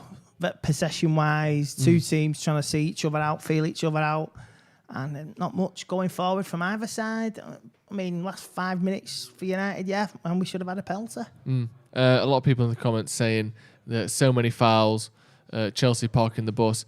It's weird that they are sitting back the way they are, because I thought they were going on about how, Atletico Madrid like a Spanish Burnley and all that. And then now they're just sitting back against United 3 days later. They were acting so hard when Atletico did it. Acting hard. They were. Oh, anyone can go over there. They just sit back against you. Well, that's what Chelsea doing at home to Man United. It's like, come on, you can't be complaining too much when they do it and then you just do the same thing 3 days later. I've not been impressed by Chelsea at all. And like you said, Jay, that's a penalty. Yeah. By the rules. I don't like the rules, but they are the rules. Yeah. You know what I mean? And I didn't like him when Victor Lindelof got a penalty against him in the first game of the season, but those are the rules. And if you're going to go by them rules, then go by them. If not, then you need to scrap him. Yeah. Glenn saying Dan James has done well at half. I think he's been all right, Dan James. He's not really put much together, has he? He's worked well and he's worked tried well. hard. He's tried. He's been misjudged. He's been caught out a few times. Yep. He's been kicked about like a teddy bear. So yeah, but he'll be all right. So what you did to your teddy bears? Boot him about. Oh, you! Just rip, fucking have it. Just rip the fucking head off. Yeah. Flush it down the toilet. Flush it down the toilet. Teddy bear's head. Yeah. Sound of a serial killer. Talking of teddy bears, we've got some little cuddly bears in the I thought you were corner. going to say something else. Okay. We've got some little cuddly bears. Cuddly bears in the corner. Should we go to them for some expert half-time analysis? Yes. Let's go over to Alex and Ronaldo. Bit of a cagey, bit of a turgid one, that, lads. What do you think of that? What an intro from Jay Motti, by the way. Speaking of teddy bears, over to the Teddy Leeds bears, lads. I think I'm a little bit bigger than him. I do look really hench though. Manscaped. It's the t-shirt, the Manscaped t-shirt. Manscaped promo. Absolutely. Ronaldo, what do we think of that first half? I think that was a Stonewall pen. You know what I'm saying? I've just been Producer Cam's not happy. I've just been arguing with Cam off camera because he's a Tory Chelsea fan himself. But I told him that Hudson-Odoi's hand, I know it might not be deliberate, invariably stops Greenwood controlling the ball It's like this. in their box. If his hand's not there, the ball bounces and it's an opportunity for Greenwood to take the ball in the box. The fact that it hits Hudson-Odoi's hands stops that happening, which you can't use in football. So it's a penalty. I don't. And I have no idea who Thingy was screaming at as well. Tuchel. Who do you think he is? I've seen some tweets and stuff going. Nobody in the Premier League knows what the handball rule is. Cam says. How do you expect us to know when the refs? Googled it and said that it's got to be deliberate, but his hands up here. I've seen ones given for. There was one the other day where it was given the West Brom one where the player was like this. He wasn't deliberate in the slightest, and it's hit him. I don't know what the actual rule is and how they're interpreting it. And the thing is, with VAR now and the way that it is there should be at least some consistency across the games and all this. And it's not just, it can't just be judged on this one scenario. Because I agree, I don't want that to be a penalty as much as anyone, because I think that means that you've got to do all sorts of stuff. But if you're up here, that due to the normal rules surely is a penalty. But obviously, it wasn't given. Apart from the penalty incident, there's not been too many clear-cut chances for either team. Chelsea had a couple of chances, but United, towards the end of the first half especially, seemed to start penning Chelsea. I think they pressed very well as a unit. I think that there's been a couple of chances, but you mentioned up there, it's very, very, very scrappy. It's scrappy, but because what we can't say about the game is we can't say it's not been well contested. It has been, to a fault almost in terms of it's been a little bit scrappy. Challenges have flown in. There's been a lot of slightly late challenges as well. It's been very well competed in the game, but it's kind of made it very midfield orientated and very scrappy in there. And there's been only bit part opportunities. I think we got away with the one that Giroud almost got it on the end of. I'm not sure what happened there with the Lindelof and Maguire defending. Well, there was all sorts, like Luke Shaw got sucked into kind of mark Giroud in the first place, went dead narrow. That meant that Hudson-Odoi had loads of space. Rashford hadn't tracked back. Fred and McTominay were elsewhere. And then a decent ball from Callum Hudson-Odoi. And, Lindelof just nowhere near Giroud. And, which was the worry at the start of the game, is that, Giroud's a very good centre-forward, especially a physical centre-forward. Look, they're replaying it now. They're replaying the penalty now on Sky. I'm having a look. Let's have a watch. He basically slaps it, and it stops Greenwood controlling the ball. He's got his hands in a very unnatural area. It should have been a penalty. If he scored from it, it opens up the game a little bit and it's a better game. But the fact that he's gone and looked at that and thought it wasn't, like, what even is the rules anymore? Because someone said that Souness says it wasn't a pen. Well, the water's wet as well. Like, Souness isn't going to back United. He hasn't done it for his entire life. There's no chance he's going to say it's a penalty. But in fact, see, there's people saying 50-50 pen, no pen, definite pens. Rest slows the game. What are the rest doing? All sorts going. There's mixed reviews of it, and I think that for me, in the modern game, that is a penalty. I don't think it should be a penalty. I think that there needs to be some. It should be deliberate handball, but I really don't know. I don't know how he's gone to VAR and said, I don't think that's a penalty. He's seen his hands up here. He's touched the ball with his hand. For me, that's a Stonewall penalty. No, but in terms of it being 0-0 and it being an important game for both sides in terms of getting a win and gaining points, with us being close and going for top 4. In terms of the second half, what do you think needs to change? We've talked about players that have kind of been okay and shown a little bit of sparks. I don't think there's been. I think for United, I think that for as much as United fans probably won't want to hear this and probably won't, I think a point today isn't the worst result in the world. I think that the title race, to be honest, is over already. I don't think anyone's kidding themselves thinking that we're going to go on a magical run and knock City off and things. But I think that if we lose today, that put Chelsea on 47 points. It would mean we're only 5 points in the top 4, and I think that changes things. Where at the minute we're 6 points ahead of Chelsea, who are in 5th spot. Liverpool are still going to be 10 points behind us. They have got a game in hand they play later today. I don't think a point's a horrendous result, and I think that Ollie's probably got that in the back of his mind that point today is not too bad. I'm not going to gamble. I don't think he's going to gamble on this. I don't see Ollie coming out in the second half going, "Do you know what, let's bring Martial and Van der Beek on and just go for this. Let's bring on more attackers." I know you've not done that all season. I want to see United winning. I want to see us do entertaining football, but I don't think that Manchester United are going to do that today. I don't think that in the relation to the season and how things are going, I think it's the clever thing to do. I think the win today for United goes beyond even just the fact that they're rivals and they're close in terms of the top 4 race. It's about the kind of marker that you set down and the confidence that it'll give the players. I think if you beat Chelsea at Stamford Bridge, the players can develop a little bit of confidence from that. You start gaining a little bit of momentum, and it can help you going further into the season in the competitions that we're still in as well. And it can just almost ignite us for the latter part of our season as well. If you get a win like this, I completely agree. I think a draw as a club like United is always going to be underwhelming, no matter who you play, to an extent. Obviously, it's not a negative, but you want to win all your games, and you want to especially win big games. Not for bragging rights, just for the fact that it can divert your season in the right direction and someone else's wrongly. I completely agree. Ross put a super chat in saying, if we draw today, we can't lose to Palace midweek. That's exactly right. I think that a draw today puts more pressure on. But I think that, look, I said I'd love for United to go for it. But obviously United have probably had the better. We played probably the better of the football. We've looked more dominant, especially towards the end of the first half. Obviously not created too many chances. But I don't think we're going to try and change. We don't need to try and change things to win the game. We just need to be a bit more clinical. Maybe just take a few of the chances. Maybe final ball a little bit better. That's probably all we need to do. I don't think we need to change things massively.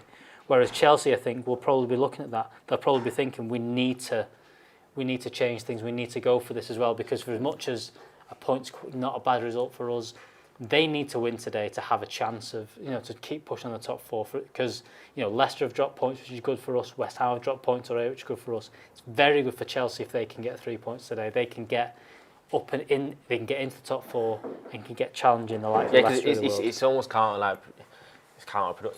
You get excited about the fact that Arsenal won earlier in terms of they've stopped Leicester in their tracks, and the only way that we capitalise on that is getting a win, in my eyes. Yeah. It's almost like a week wasted. I know it's a good team. Chelsea haven't lost yet under Tuchel, so it'd be good as well to break that record. And they obviously do look difficult to beat, but I think this game's there for the taking if we really, really play our cards right in the second half and just up our performance levels slightly. Because I don't know if either team's really edged it. I think we looked a bit more threatening at the end of the half, but I really want to see us go after it in the second half, because it will put less pressure off the games against Palace and so on. Got a couple of comments. Draw is bad for us, said Seju James John.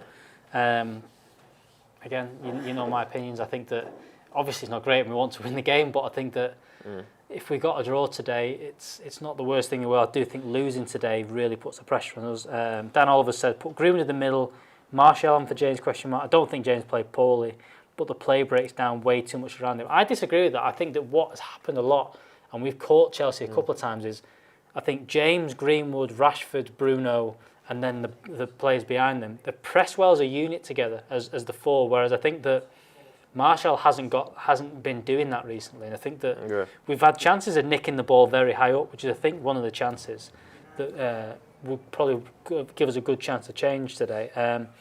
Other comments we've got. Worries that Chelsea can make more changes to influence the game. I agree. They've got a lot of good players on the bench. Fred and Donny are energy guys, playing the pressing style. You need those too. I think that McTominay's had an okay day today. Yeah. We're a few misplaced passes away from beating these lot, I agree. I think a little bit sharper in the second half. We can definitely do that. We need a win to stop the rot. No, that's his second comment. His first comment says we've already dropped too many points with draws. We need to win to stop the rot. It wasn't just him saying we need to win to stop the rot. And I do... But this is what I'm talking about. A lot of the pressure to win this game is, you look back on other games where we've dropped points against Sheffield United at home and Palace at home and games like that, even conceding late to Everton. It makes games like this ones where maybe you could have said, oh, I wouldn't mind a draw today, but now you can't. Yeah. So I do agree, but that's just football, and that's how seasons go in team football. But I'd want to see us win. Jan Inghoff has said, according to the ref and VAR, the Chelsea player didn't move his hand towards the ball. Is that so? Wait. His hand's here. I don't. He didn't move his hands towards the ball. So what about those countless penalties that happen where the ball's blasted at someone's hand and it's goal bound and they've not moved their hand the slightest? They've just had their hands down. I think they've changed that a little bit. I think the start of the season everything was given as handball. I do think they've changed it since then, but I really don't know. What else have we had there? Every team has lost points they shouldn't have this year. I agree, but I think I've said this a couple of times. I think that this season, for as much as we haven't done it against the big six, I think we could have. You could have had a very, very good season by just winning the games against the smaller teams, which I think there we've slipped up in the last few weeks. I think even if you take away the Everton drop points, the Arsenal drop points, where we've lost 5 points to them this season, you take all them away, but you beat Sheffield United, you beat West Brom. You know, if you win those games, I think that you're absolutely flying really compared to things. I don't think that you really need to. And Chelsea and City have kind of proved that. The last 20 games, they've won a couple of big games, and the Liverpool game was one of the big ones. But they've just kind of ticked along. They've just beat who they need to beat, and that's what you need to do this year. It's not anything spectacular. You don't need to win these massive games, these big 6-point games. You just need to beat the teams that are lower down the league. Exactly, and we can't look back now. It's a bit revisionist, but I just want to see a more ambitious kind of, I just want to see more ambition from United in terms of not wanting to lose the game, but I want us to at least look like we're trying to win it, because I think both teams are in the first deliberately cautious, but I don't want it to be a situation where it goes 50 minutes in the second half and then both teams play out the last half an hour comfortable with a draw, being more worried about not winning. More worried about losing than actually trying to win the game. Reece James looks to be coming on for Chelsea in the second half. Whether that is for Hudson-Odoi, you reckon? No? For Ziyech. Okay, so that'll probably be Hudson-Odoi playing a little bit further forward, I'm guessing.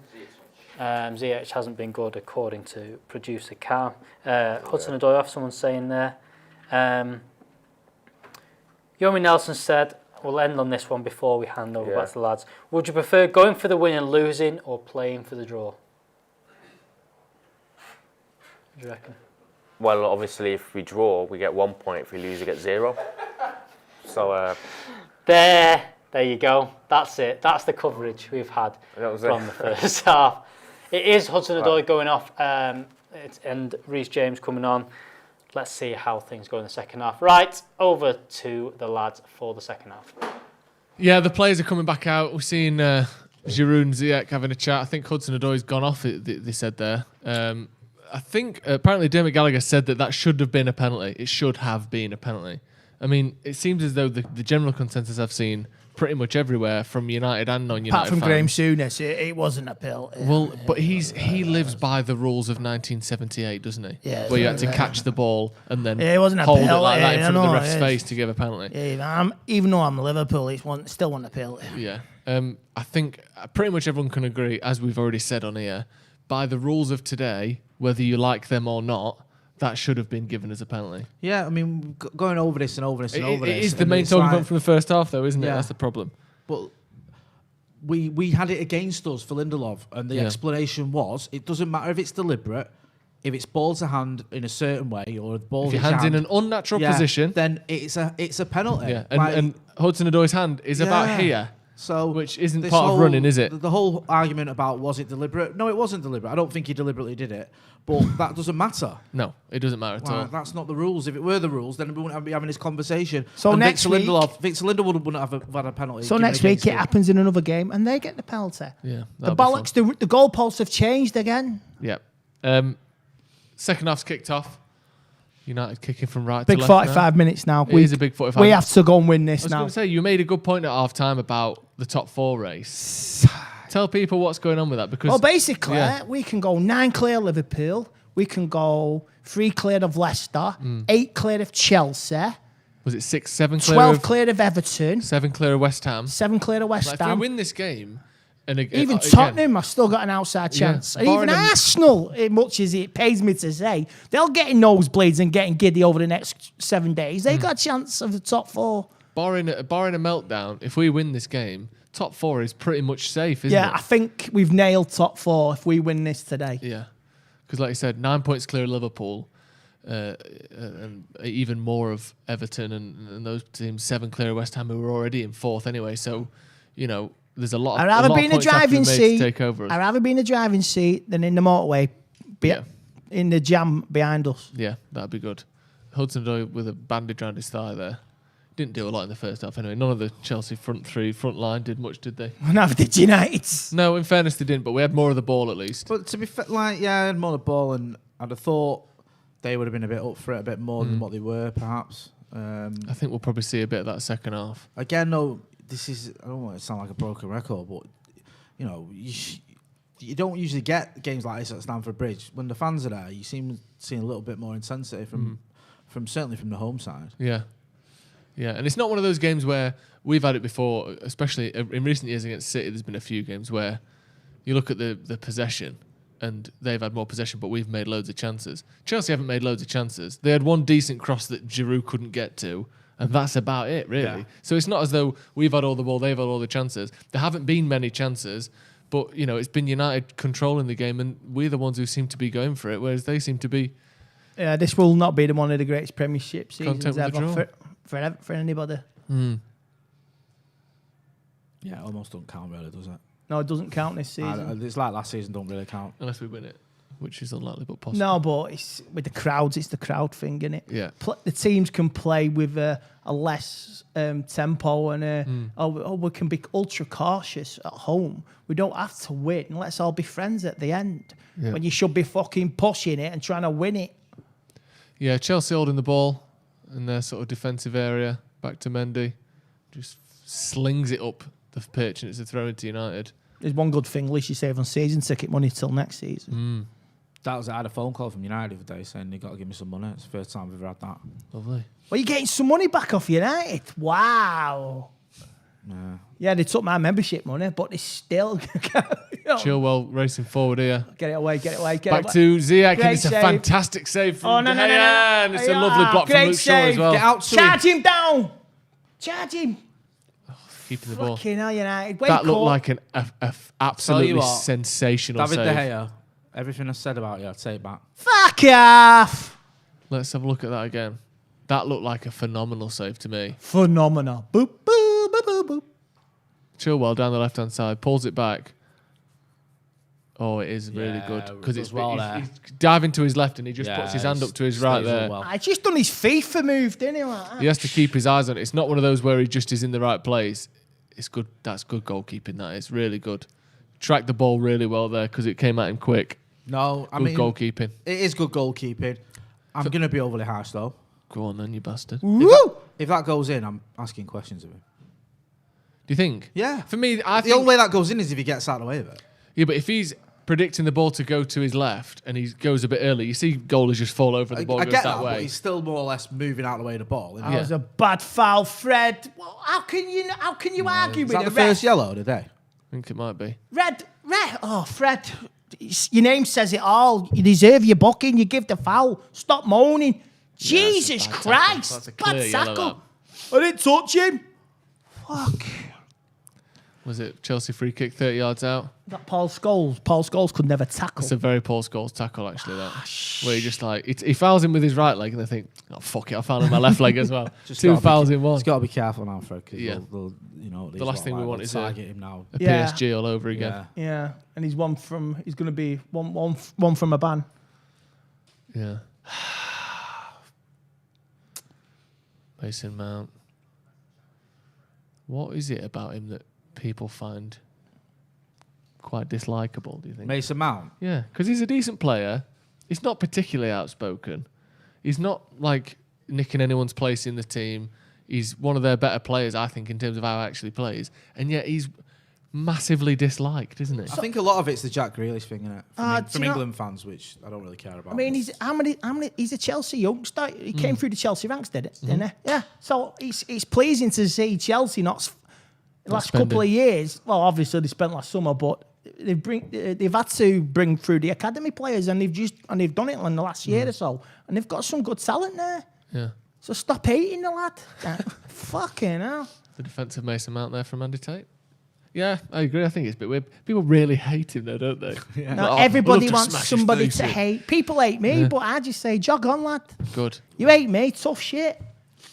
Thrown to United. Luke Shaw, what is it, 15 yards out, 20 yards out from our goal?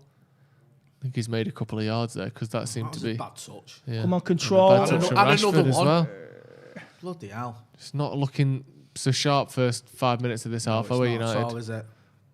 Bruno pressing a bit of what? United not at the races here. Rudiger. Just sitting back a bit now, United.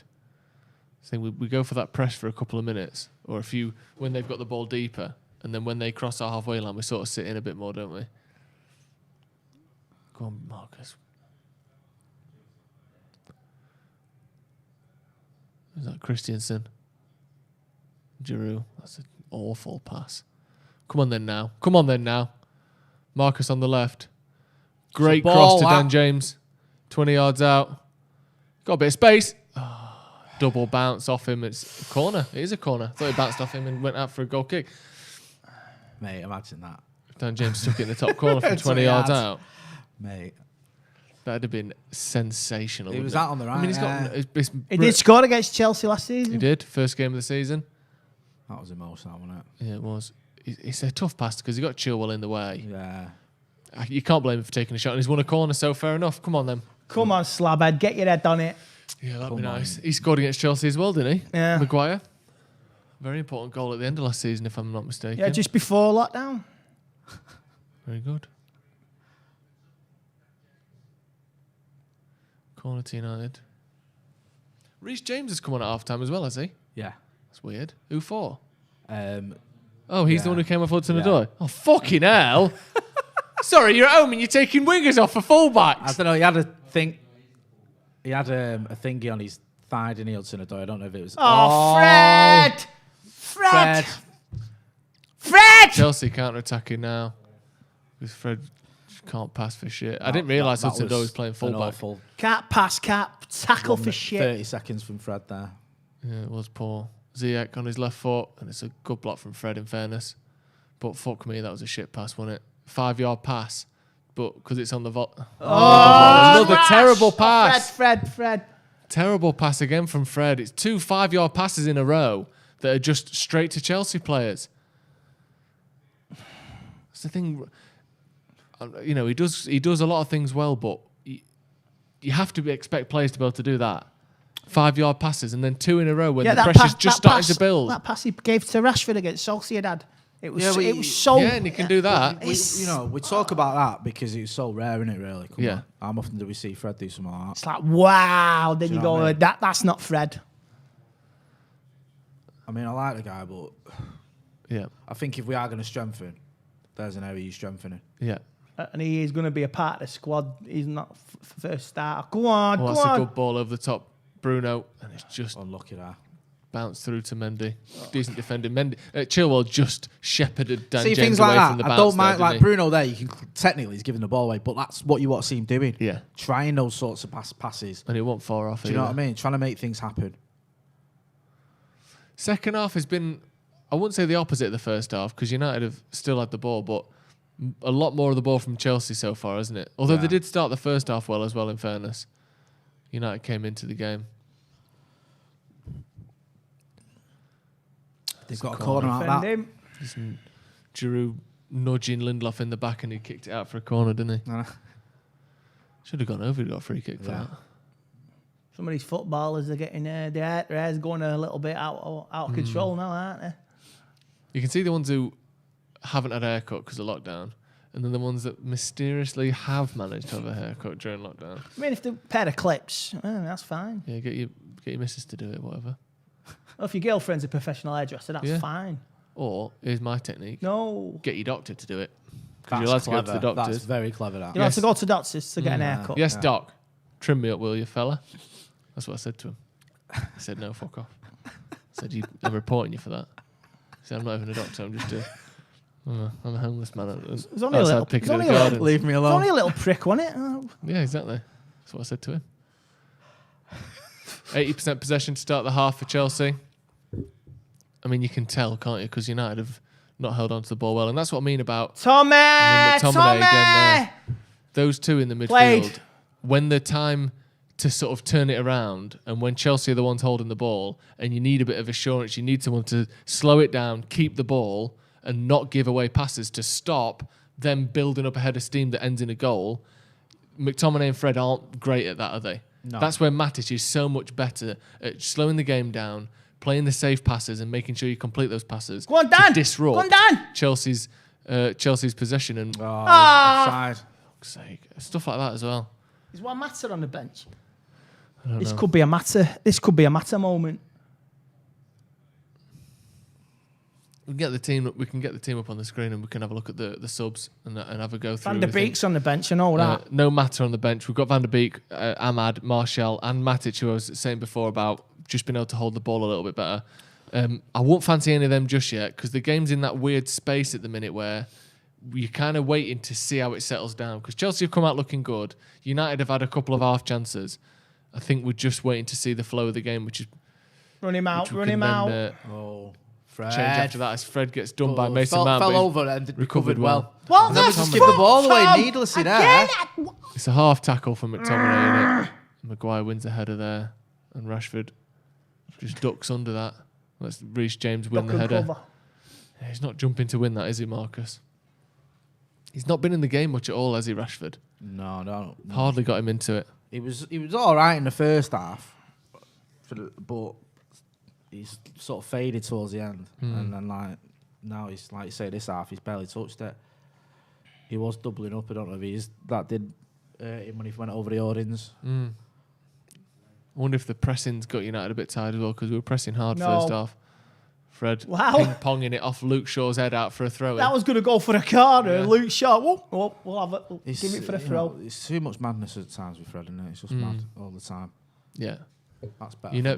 Well won. You never. And then Luke Shaw does that. That's a bit bad. And then Harry Maguire does that. Fucking mad. Jesus wept. Two terrible balls, one after the other. This is where it's called being professional, isn't it? And you're trying to not make silly mistakes. You know it's in our locker. Mount. See, a goal's coming for Chelsea here. We can't just shut up. We're not the sort of team who can sit back and defend like this. We can't do it. No, we slowly, inching. What's that, man? And we're going to make mistakes because that's the thing. With Fred and McTominay, and Kante's going to have a shot. He scored like 4 goals against United, and he scored 6 goals in his whole career, something ridiculous. But eventually, one of our players in front of the defence makes a mistake, and then they're in.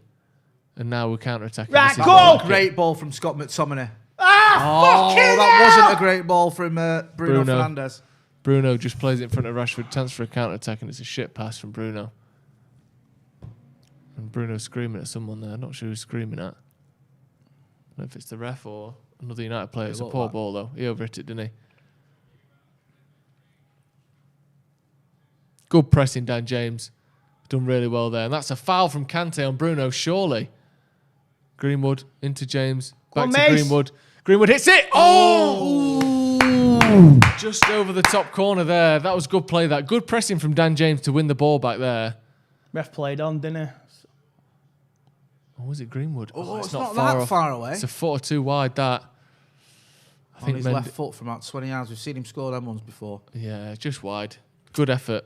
But a bit better there, winning the ball back. I want to see more of this. Come on, United. Bruno's in quite detailed conversation with the He referee. was going mad when I don't see what he was going mad at. No, I think it was the ref. Yeah. I don't know what for. Free kick. Well, yeah, but I don't know what for is what I mean. No, but it was a foul. Dan James No, but he was fouled. going mad at the ref before that. He was going Ah. mad at the well, he passed the ball out in an attempt to pass it to Rashford, and then he was screaming at the ref straight away. I'm not sure why. I'm not sure about this ref. Yeah, Tony Marshall warming up on the sideline there. I don't think I'd do that, to be honest. No. Because United's pressing has been the only thing that's created any chances for us. And he's not Shoot, the best Fred. presser. Maybe not. Maybe not. Maybe not. What the fuck? Just give it. Give it. Good bit of play there from Fred. Right, he well kept the done. ball well surrounded by That's a a lot of great players. Luke Shaw ball. on the overlap. Puts it across. Oh, there's no one there. there. Wan-Bissaka pulls it back. McTominay! Oh, great was that? save. Oh, I thought it was a post then. Was that a Hit save from Mendy in the Mendy? chest, I think. Oh, it's better from Great United save. there. Come on, come on. That's the first time Luke Shaw's overlapped like that, and he's got loads of space to pull the ball across. And after that, Chelsea was scrambling. Really good run, good pass. Great ball. Luke Shaw, no one really to pass to there. And Wan-Bissaka collects it, pulls it back to McTominay, who's got a shot on him, and it just hits Mendy in the, I mean, quite frankly, the knob. Fred thinking. If I'm honest. About Fred there, that bit of skill. Oh, that's a booking. That's a booking, ref. Chilwell flying through Greenwood there. Yeah, he has booked he's it. booked him for that. Fucking hell. Clear booking. United just turning it around the last couple of minutes. That's a clear yellow card. All day long. Jumped He's about straight through him. 2 seconds too late. Yeah. Knew what he was doing. Professional. Yeah. Professional foul. Free kick to United. Again, no real big chance at the end of that move, No. but it's as good a chance as United have had. The Greenwood one and then the McTominay one back to back. We need a decent ball here. From Yeah, we Bruno do. Come on. Taking this free kick. Make up for the fact that he's kicked it out about 12 times. Come on. We've got Maguire in there. Yeah, there he is. There he is. Running about. Big alley. It's a poor free Yeah, kick. straight that. to Chilwell, I think. Yeah. Luke Shaw on the Fred's left. done Bit of the right space, though. thing. And that's another No, shit that's ball. not a good ball. Shit, Just get it over your first man. I know. Can't Two be in a the row. first man. What's the point? That's better. Oh, that was a bit better. Go on, Marcus. Rashford with a bit of space. Hits it to the back post. Glorified pass back. Yeah, chips it straight into Mendy's hands. Not the best shot in the world, was it? It almost looked like he was trying this to is cross it. positive. This is good. It's a better cross from Bruno, though. Finds that penalty spot area. I think that is a shot, I just don't think he's got hold of it properly. No. He's going for the top corner, wasn't He sort of stood still as he's hitting it, isn't he? He's not he's really not. running onto it at all. he? He scored one like that against West Ham from round about that. Oh! Go on then. Go on, Marcus. Go on, Mendy. Marcus. Good pressing here again from Giving his United. team And something Kante's just to think having to about. boot it up. Don't dive in, Fred. Mason Mount's done well there. Don't dive in. Between him Don't and foul Ziyech. him. Mount's running through here. Mount's Take on him goal out. now. Take him out. Close him down. Close him down. Mount cuts back inside. Oh, and hits it straight at McTominay or Maguire. Charge it down. And ball. And ball. Come on, ref. United were pressing really well, but that's the thing with the press. Once Chelsea. you break through it, there's Yeah. gaps to be found, isn't And there? it worries me so Mount did much really with, well like- there. And then a lovely flip around the corner from Ziyech. And for some reason, Fred, much slower than Mason Mount there, couldn't stay remotely close to him, could he? I think over 100 yards, Fred isn't probably that quick, is he? His first 10 is decent. Yeah. But you'd fancy him, like it's McTominay who has to stay with him in the end, and he cuts back inside, does really well. And Does well, McTominay actually. recovers. Somebody there, I didn't realise at first that he got the block. He did well. Yeah. Stopped that becoming a proper chance, didn't it? It was really dangerous from Chelsea, but never actually got a shot on target because it's good recovery and defending from McTominay. So bitty, innit, this? Just a little bit sloppy as well with some of these passes. They're just a little bit behind, Never but learn. not quite. Never learn. Not quite to feet properly. Do you know what I mean? Pulisic looks like he's coming on for Chelsea. Luke Shaw just chips one up to Dan James there, and he almost ran Good under header, it. good header, Mason. Dan. Mason Greenwood, Wan-Bissaka. Greenwood. Bruno's on. Bruno in the middle. He chipped it back to Greenwood. Zuma clears that away easily. That's good though. Won it back there, Bruno, didn't he? McTominay's Have a dig, it. McTominay. No, Rudiger. Didn't really get hold of it. Oh, don't you dare shoot! Right. Fred. McTominay. Just settled into the pattern we had in the first half again, Oh, hasn't it? That's a shocking too pass much. from Fred. It was Fred, wasn't it? I think so. It's fucking spinning and kicking it out for a throw-in. Oh, dear. Yeah, a lot of Not much love. A lot of criticism. Not much love in for the Fred comments. today. Not too much. He's got that thing going where he just gives the ball away every time he gets it, hasn't he? At the minute, like he's hospital ball. He's struggling a bit. Yeah, he gets into these modes where everything he does goes wrong, and he's panicking and he's trying harder and harder and harder and harder, and it just gets worse rather than getting better. I think Chelsea have just taken Giroud off for Pulisic, so they're playing without a striker. Or maybe Pulisic is playing as a striker, but obviously not a recognised striker. They're going for the counter-attack now, aren't they, surely? It looks like it, no target man anymore. And Ziyech not even getting a game What the when your striker's don't you been dare. taken off. Not Ziyech, sorry, Werner. McTominay running straight at fucking Rudiger, who is through again. playing in midfield. Dan James, brilliant Play recovery. Dan. See, that's the thing that... Oh, he's giving it away, the giving it twat. away, Why yeah. can't you let me give you some praise, Dan James, you dickhead? Hey, plays with more art than you. I don't play for United. He's doing better. Than I do, yeah. You're right. But yeah, he did really well there, Dan James. He gave it away afterwards, but to track back and get there first, no, I don't think any other winger for United would have done that and put that effort in. Or just focused on that side of his game as much as Dan James does. Chelsea just passing it about a bit. Yeah, they've got sort of, at the minute, they're holding the ball. They've got Ziyech as their most central forward player. Pulisic running the line a little bit. And that's easy for Harry Maguire, isn't it? Through balls to feet there. Yeah, I'm going to take these off because they're not working. I can't hear what you're saying. Okay. And Andy's just having a little ear stretch. Sore neck. Come on, Fred, keep the ball. Fred to Lindelof. Wan-Bissaka. This is a bit. Bruno. It's a poor ball. I mean, I don't know, but it looked like Wan-Bissaka's ball there. Bruno had to fight to get anything on it, didn't he? A bit of magic might just win this for anybody. Yeah, because it's Come not. on. Neither team's Here's the making magic chances. man himself, Luke Shaw. Go on, Luke. Rashford. It's just the wrong time for that pass, wasn't it? That's a good ball. Greenwood. Fred, it's opened up. Go on, lad. Oh! Fuck me. No. I mean, no. Statistically, it's another shot off target. Solskjaer laughs. Statistically, Solskjaer's it's giving one a off Solskjaer gives a target. thumb Because it was a up. decent shot, that's why. I was thinking, it'd be just Fred, wouldn't it, to do... Oh, it's not close. It's all right. It's not all right, that. yeah. It's okay. For Fred, For- that's as good as it like, gets. It's not Make-A-Wish Foundation though. Like, well, It for is. Fred, It is Make-A-Wish Foundation. bless him. He tried. He tried.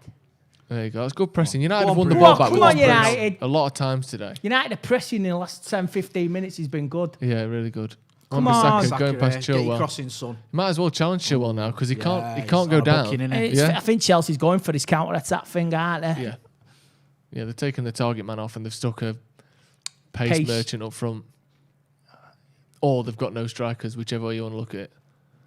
We're just holding on. Wan-Bissaka back to Lindelof. We've not seen so much Lindelof to Maguire to Maguire to Lindelof as we have done in recent weeks, which has been somewhat of an improvement, but we've not made many chances still, have we? No, it's too cautious still. Yeah. I mean, It's hard though, isn't it? Because Chelsea are a good team, and you can't just let's just attack loads because you can't just break Go on, through Dan no James. matter what. I mean, you can understand this from Chelsea. Going, son. Look at him again now. Yeah, good pressing. It was Dan. Well unlucky done. there to I mean, you draw can a understand foul, this or from to the get a Chelsea foul, sorry, manager's give point of against view him. as well. He's got into the top four and he's been cautious as well. He doesn't want to lose. He's got big games coming thick and fast. So today, Howson, they've got Liverpool midweek. That's a good header from Maguire. McTominay. Wan-Bissaka. Back to McTominay. Hold on to that. He's fucking blasted it, Dan James there. I mean, on paper, I think Chelsea's got the better squad than United. Do you? I do. I think they did up until 18 months ago, but I wouldn't say post Bruno. They've got. I don't think so. They've got a vast of riches. They've got a team you like. They've got a lot of. They've got FIFA good team. depth, but when you think about maybe in 2 years when Werner, Havertz, They these need to sorts gel. of players They've have not settled gelled. in. At the minute, you wouldn't take Werner over Martial. They've basically had the same season, haven't they? I know Werner scored a couple more goals, but in terms of the expectation, I think the way they're currently playing, you wouldn't swap squads. Don't dive in, Fred. Win it, claim it. Well right, point play, man. Well done, Played. Wan-Bissaka. Go on, James. Danny boy. Go on, lad. Run, Go just on, lad. run. He's done really well, Dan James. They're not quite, as a fuck's sake. Don't again. foul him. You give him a compliment, and before you finished, he's fucked it up. So annoying, Well isn't it? done. You Is can't that give him a Maguire full there? He read that compliment. perfectly. That's a Didn't shit. need to do that, Sure, Luke pass Shaw. it to There's no McTominay. need to do that at all. It was Luke Shaw. Yeah. There's no need to put. Oh. I think. Can we sort the clock, Cam? The clock's about 10 seconds behind, so we'll sort where we are on the timer. If you want to line it up with what you're watching at home. Chilwell, Mount. Oh, let's be cautious. Fuck's sake.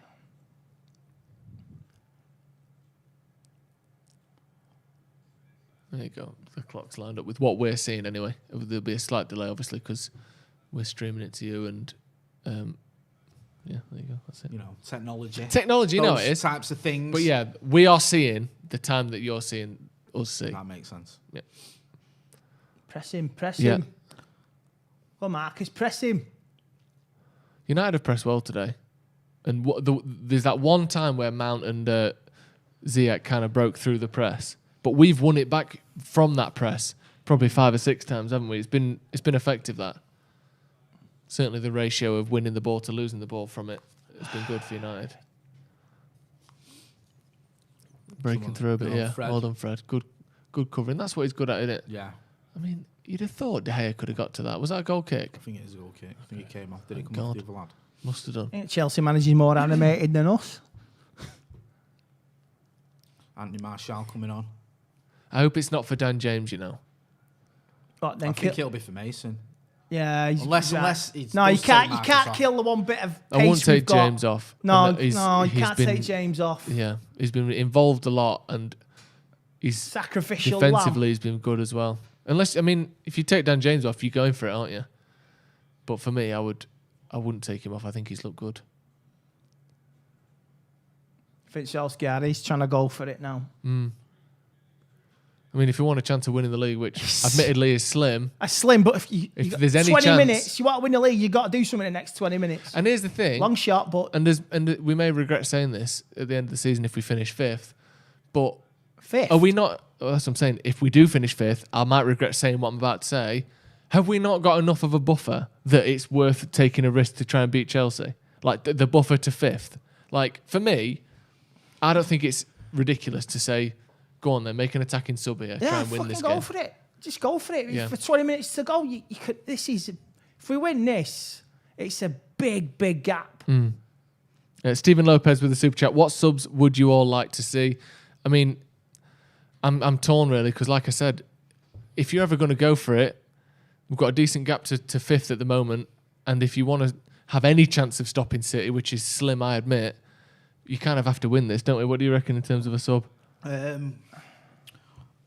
If I had to make a sub, Marcus don't look right to me, and I love Marcus Rashford more than anyone, and I know he's always got a goal in him and assist in this season especially, but I don't know whether when he went over the holdings he's fully recovered. He just seems to be a little bit off it. Yeah. So maybe I'd stick Martial or move Mason over to the left-hand side and take off Marcus. Andy, what are you thinking? I will take Mason off. I'll keep Dan James on because we need a bit of pace. Yeah. I'd keep... Yeah, sorry, go on. Need a bit of pace and put a cross in. And he can... Obviously, maybe not getting on the end of it, but he could supply the ball. Yeah. I think I agree with that. I think I'd always keep Marcus If you want to be on. totally boring and fuck up the season, take off Bruno. That'd be funny. Yeah, that would be funny. It'd be catastrophic. Yeah. He's not had a great game, has he, Bruno? No. But again, you can't risk taking him off, I don't think. I would say the same for Marcus. Chelsea just with a bit of the ball last few minutes. Reece James on the right. Back to Ziyech. Just a bit of space now. Chilwell on the left with a chip in. And Maguire heads Play that way. Maguire, Good come on. Go on, Fred. Well done. Fred just got enough of a block to slow that shot down from Azpilicueta, who's wearing a mitten for some reason. I think it might so be he can get stuff out the oven. Hand injury. Yeah. Looks like a police officer who's been stabbed in the hand in the line of duty. They got those like mittens on. Hope he hadn't, obviously. Do you see it on? I'm thinking of Hot Fuzz. Do you know at the start of Hot Fuzz when he got stabbed in the hand? Oh, yeah. And he's like, how's the hand, Nicholas? How's the hand, Caesar? We're moving you away from London. Do you like the film Hot Fuzz? Have you ever seen it's decent. Yeah, it's part of the Cornetto, or the Cornetto trilogy. It's one of those that no, I don't like it. I like the trailer, but when you watch it, it's so fucking. What's your favourite trailer, Andy? I won't ask you what your favourite film is. What's your favourite trailer? Star Wars, obviously. Oh, the first one back. Do you remember when they first came back? The new trilogy. The first trailer for that was quite exciting. Oh yeah, when you see the Millennium Falcon, all the kids, all the giddy geeks. Like yourself. Yeah. I was good at It's the Falcon! Dan James. Go gets on. a cross in. Oh, he spilled it! Oh, he's done really well Jammy again, Dan git. James there. Fucking Mendy gets lucky as fuck. He falls over. He's like, I Goes knew to what I collect the was ball. doing. See- I knew what I was doing. Oh! Mason doesn't even know that he spilled that then, you know. Mason Greenwood ran to get the ball, missed it, and then just ran away without looking at the goalie. He's lucky there, Mendy, because that's just shit, That isn't is it? not very good He at just all. falls on it and lets it bounce out of his hands. I mean, we've had Martial waiting to come on for about 6 minutes. Stood on the sideline, fucking freezing. Hey. I don't know what we're waiting for. Chelsea have made Has it two not been subs out of that... play yet? Is that what it is? No, sure. Has it not? I don't feel like it has. That's proper FIFA tactics. That Yeah, I feel when like you it's see just they've not paused been it out of for play since he's been stood there. They pause it for a throw in and you don't let them get the ball out. Come on, that's too easy, man. Pulisic put it in, and Maguire just cushions it down to McTominay, and that's a lovely ball up to Greenwood, and that's brilliant from Dan James. Bruno. Dirty sod. And that's a shit ball to Rashford. Rashford's. Bruno's been off the boil today. Yeah, he has. I think what's going on here? There's going to be a booking. Oh, now we can get the change made. Dan James has been really good today. He's down at the minute. It's for me, my man of the match. Yeah. Good flick from Greenwood, and Dan James just steams in ahead of Kovacic. And that's, I mean, feels like a... Yeah, he landed right on his shoulder. Looked like it could have been a booking to me, that. Werner's coming on. Be all 3 subs for Chelsea. Is it Donny van de Beek time? I don't know if that 10 is, minutes I don't know to if go. that is a time, is it? Donny van de Beek. Donny van de Beek time hasn't established itself as a time yet. Well, you heard it here first. If we get him on, 10 minutes I'm to not saying go. I wouldn't bring him on. I'm just saying Take Fred off. we don't. Is tend to Dan bring him James on. coming off for Martial? Is that the He's got sub? quite a sheepish look on his face, hasn't he? Yeah, it is Dan James. No, it's not. It's Mason, isn't it? Oh no, sorry. Yeah, 11 Mason. Donny van de Beek for Fred. See, I mean, I hope I eat my words. I really do. I'm just not a fan of taking Mason off all the time, which is what we seem to do. Because for me, if he gets half a chance, he can score. Yeah. I know he's not been prolific this season exactly, but he's got that in him. Yeah. And this And and we a constantly dude take him and a off. dude's coming on. He's having a right crisis of confidence now, isn't he? So Just there's It'd be always this great thing time of for him to taking get a Mason goal. off almost every game that he starts. I'm just not into it. Wouldn't have been my choice today. I agree. Generally speaking, but I think in this instance, Because you like, keep 'cause Rashford Dan on James because he can playing score. well. Dan James has played Yeah. really well. I know what you mean, though. I think he's the easy one to take off, isn't it? It's like, well, Mason's the least experienced. Let's just bring him off. But I actually think he's the right man to bring off on this occasion. But I'm happy to eat my words on that one. no, well, we'll see. Just give him a booking for that. Fucking hell, that's harsh, isn't it? I don't think that was a particularly bad tackle, was it? I'll see that again. A bit late. Not much though. Just I think Harry Maguire's making the stepped argument near that's his him. first Yeah. one. I mean, Kovacic did a much worse tackle on Dan James about 17 seconds ago that wasn't booked. Like sliding through, flying through, doesn't get the ball. I think he did get booked. Did he? Kovacic did. Yeah, he did Okay, get booked good. for it. Yeah. Fair enough then. Free kick to Chelsea in a area that I wouldn't say I'm confident of clearing the ball from. Doesn't feel me like you just said. Deep free kick, similar to faith. Similar to where Everton had theirs in the last minute the other week. Ball into the box. Header won by Christensen, I think. And Wan-Bissaka collects it on the right side. Down the line to Fred, who's making a run forward. Go on, lad. Keep going. Press it, keep going. Kovacic wins it off Fred. Kovacic wasn't booked for that tackle on Dan James. Disgusting. Well, it's just shit. Like, Maguire just steps across someone, gets booked. Anyway. Again, and I'm not even saying that's a United Chelsea, like, he only did it because he's a United player. I think it's just bad refereeing. Just inconsistent, bad refereeing. Probably wouldn't have butts him anyway if the crowd was there, so... Yeah, probably not. De Gea.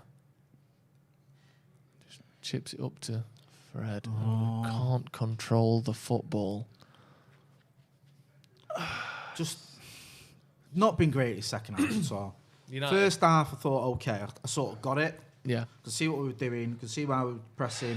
Thought we were getting better as the half wore on. Mm-hmm. But second half, passing's been sloppy. You know, we've had a couple of moments, the long distance from Fred and Mason nearly, but it's just not been a great performance for me for Manchester United in the second half. No. Yeah, we've not pushed on from the Yeah, first very half. cautious, I don't want to give anything away. I don't want to try and win the league. Let's be cautious.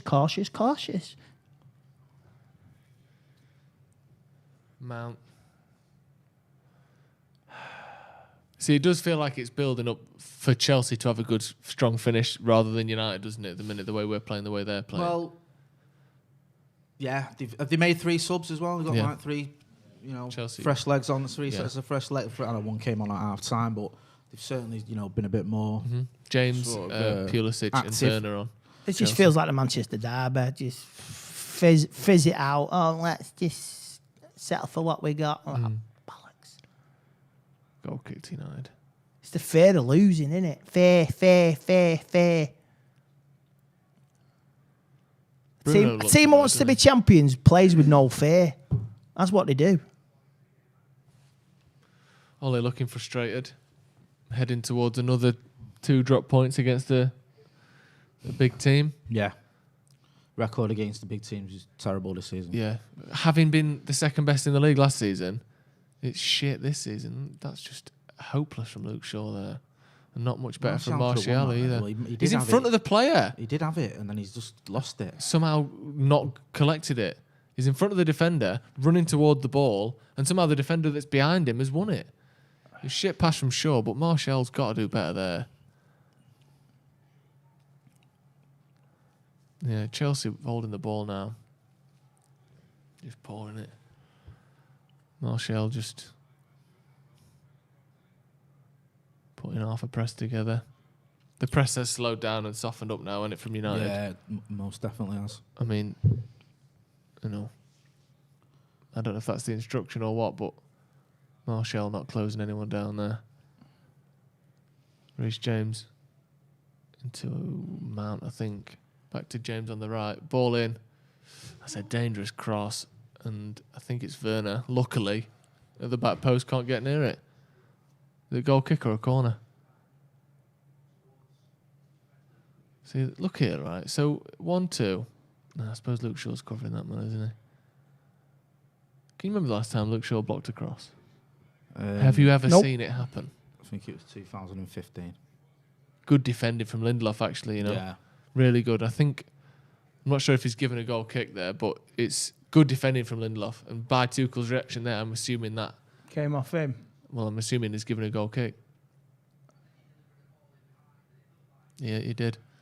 Good defending, though. We'll say that. Yeah, Wan-Bissaka into McTominay. Oh, because of the poor ball from Wan-Bissaka is having to stretch to get to it. So many shit passes from United in that midfield and defence That's what today. I mean. It's not terrible good passing enough at all. It's just painful to watch at times. Yeah, like Wan-Bissaka's pass to McTominay there is just shit, isn't it? Too predictable. So McTominay has to stretch to get to it, and then has to try and knock it over their defender to keep hold of the ball because you can't just bring it into his body. That's better, and that's shit again from McTominay. Fuck off, McTominay! Poor ball. Fuck. Werner. Let's be honest. Speculative shot from there, wasn't it? He's about 4 yards out, 10 yards wide of the goal. And, I mean, Tate did his best to fumble it. Yeah, I was about to say. Gathered it eventually, like.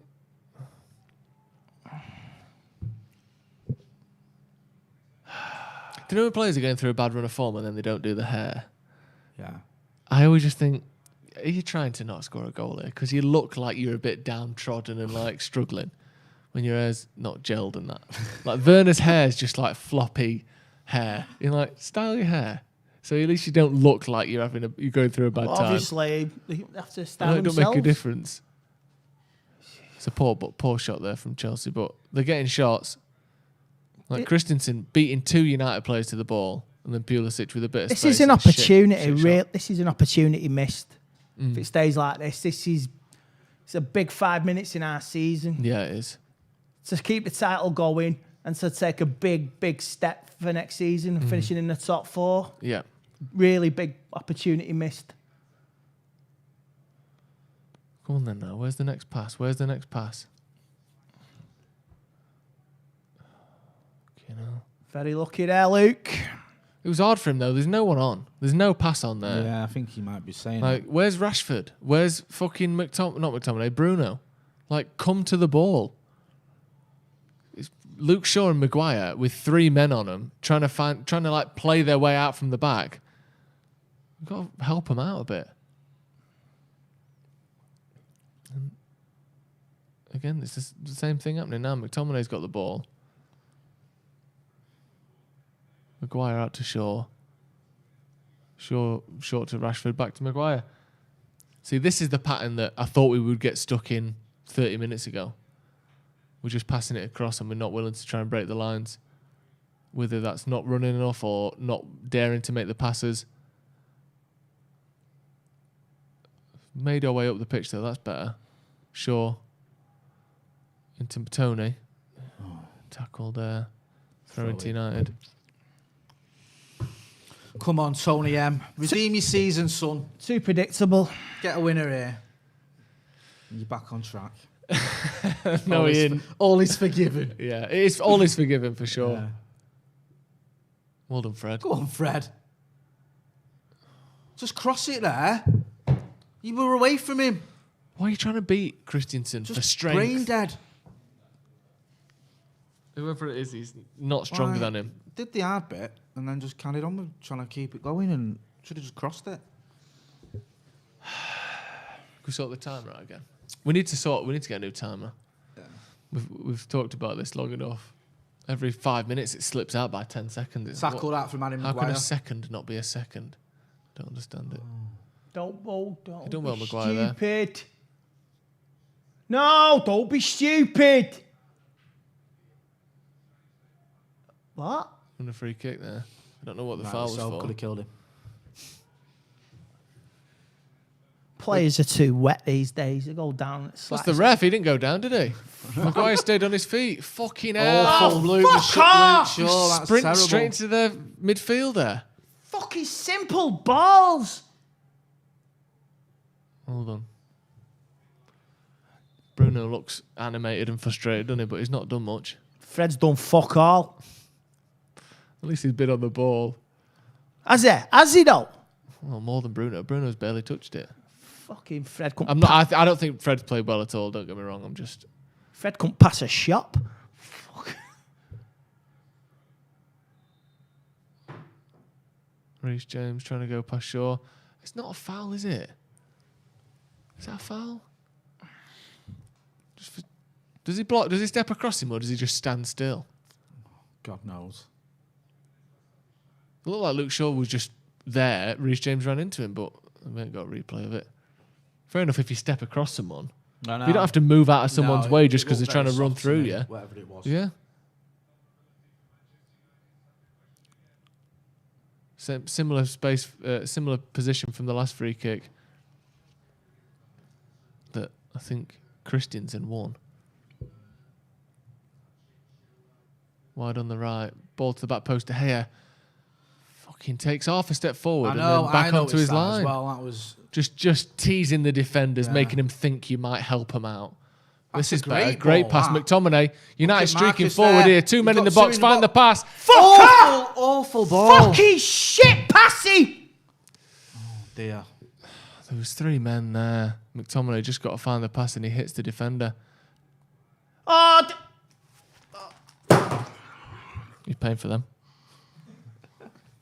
Yeah, Bill McCullough for him. Fuck off. Fucking hell. Passage atrocious. Poor cross from McTominay there, innit? In a great position as well. He had 2 men in the box there, man. He's just got to play into the space in front of him and he just pings it behind him. See, good counter attack. This is a great pass from Wan-Bissaka. From Wan-Bissaka, and then the pass from Fred is the one. It's a brilliant pass. And we've got Rashford and Dan James streaking to the back post. Find it into the I'll play He's it trying to find that him. space in front of Kante, isn't he? And he just plays it too far back, and Kante picks it up easily. And then Luke Shaw pass it away, and it's 3-minute stoppage time. Riveting. Fucking riveting this, innit? I mean, I don't understand how there could possibly be more stoppage time in the second half than there was in the Doesn't first. make any sense Nothing's whatsoever. happened in this half. Like, all it is the subs. Yeah. And like you say, you had literally about 40 2 minutes fouls of the VAR thing that went on. Then you had Giroud on the deck for 2 minutes. It doesn't make any sense to me. Come on, a fucking last minute one would be nice, wouldn't it? That's our ball. 2 minutes to go. This is just like Old Trafford game. It's just same feeling, innit? Same feeling, just flat. Fucking no not effort, but no urgency. Too scared to even try anything. Ball's really poor. Out, didn't it? Shit from De Gea, that. Fucking rubbish. Harry Maguire gave that to David De Gea and told him, Yeah. go over to the right there. I don't remember Saka was in loads of space, and instead he just kicked it out. On the left. Yeah, on the left. Just ignored what he was told and just kicked it out on the left. You can't have that just complete non-communication with your defence and your goalkeeper. Or when there is communication, not listening to it. Yeah, I know I sound like I'm on David De Gea's case, but it's just constant, man. Oh, come on, ref! In the same exact fucking spot again. At some point they're going to get it right. They're going to fucking score, aren't they?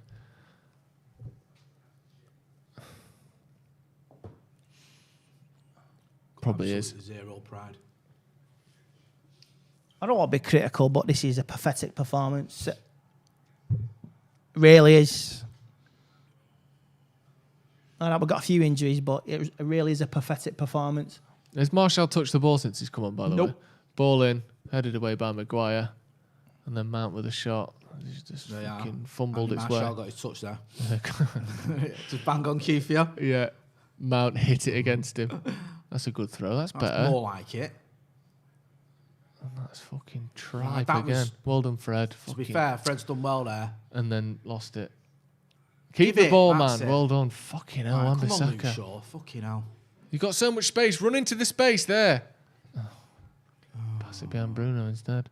Fred had a shot.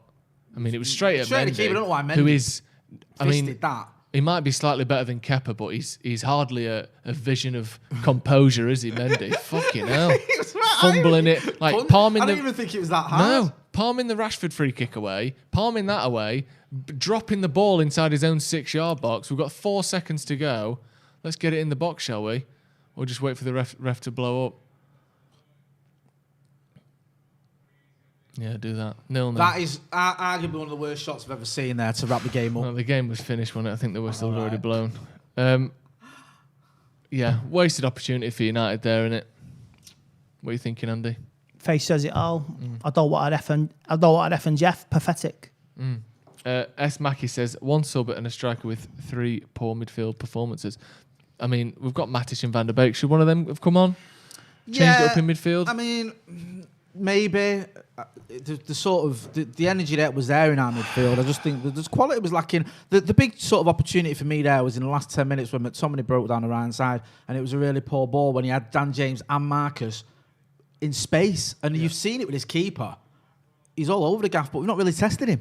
No. You know, any shot he's had has been right at him, and the one you said that he saved with his knob was again, which is pretty much right at him anyway. Yeah. We've not forced him to make a proper save, and he's looked a bit dodgy. So, okay, you know, if I'm going to be sort of play devil's advocate and be philosophical, a point at Stamford Bridge when over the Thomas Tuchel's Chelsea against Thomas Tuchel's Chelsea, isn't the end of the world. But in terms of the performance, not good enough.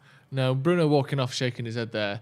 He didn't really get involved in the game very Nobody much. did. But the problem with it is when you've got, Fred and McTominay behind him, giving the ball away 30 times in the game, it's hard to sustain pressure. And first half, they weren't so bad. Second half, United's midfield could not stop giving the ball away. I know that both teams were pressing, so obviously it puts a lot more pressure on the passers and it puts a lot more pressure on the team in possession.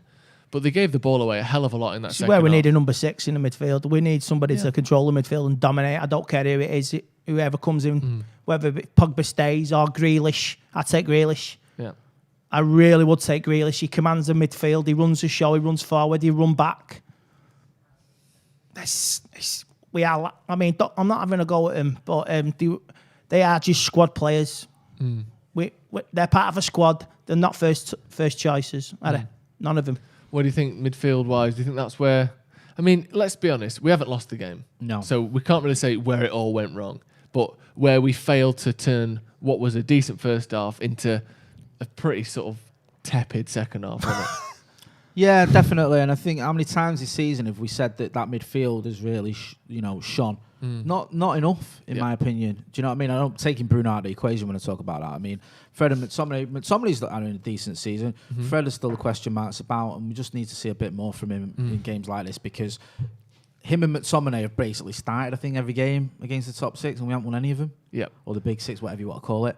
So, I know it's not just down to them, but they've played the part in failing to beat these teams and just need to see a little bit more quality, especially in the final third. In the final third. Just like last half an hour, just like the West Brom game. Nothing going forward. And the positions that says it all, that chance from McTominay, he could have played it in, right? He plays it behind them. Look at yourself, lad. Look, I rate you. You're a good player, but tell you what, look at your passing. What did he do at Carrington passing? You know what I mean? Work on your passes, lads. Jesus. The review is pinned in the comments, so make sure you click on that. Me and Jay will be back for that in just a moment. We should have post-match reaction from Adam McCullough coming up on the channel. We'll get post-match reaction from Andy Tate as well. But yeah, make sure you click on that pinned comment in the comments for the review. We'll be back in just a minute for that. Man United have drawn 0-0 with Chelsea. A point gained, 2 points lost. What are we saying? On that performance, I think that was one of those performances where I don't think either team deserved to win it. The only gripe we might have was we should have had a penalty. Yeah. We'll be back in just a minute. See you in a bit.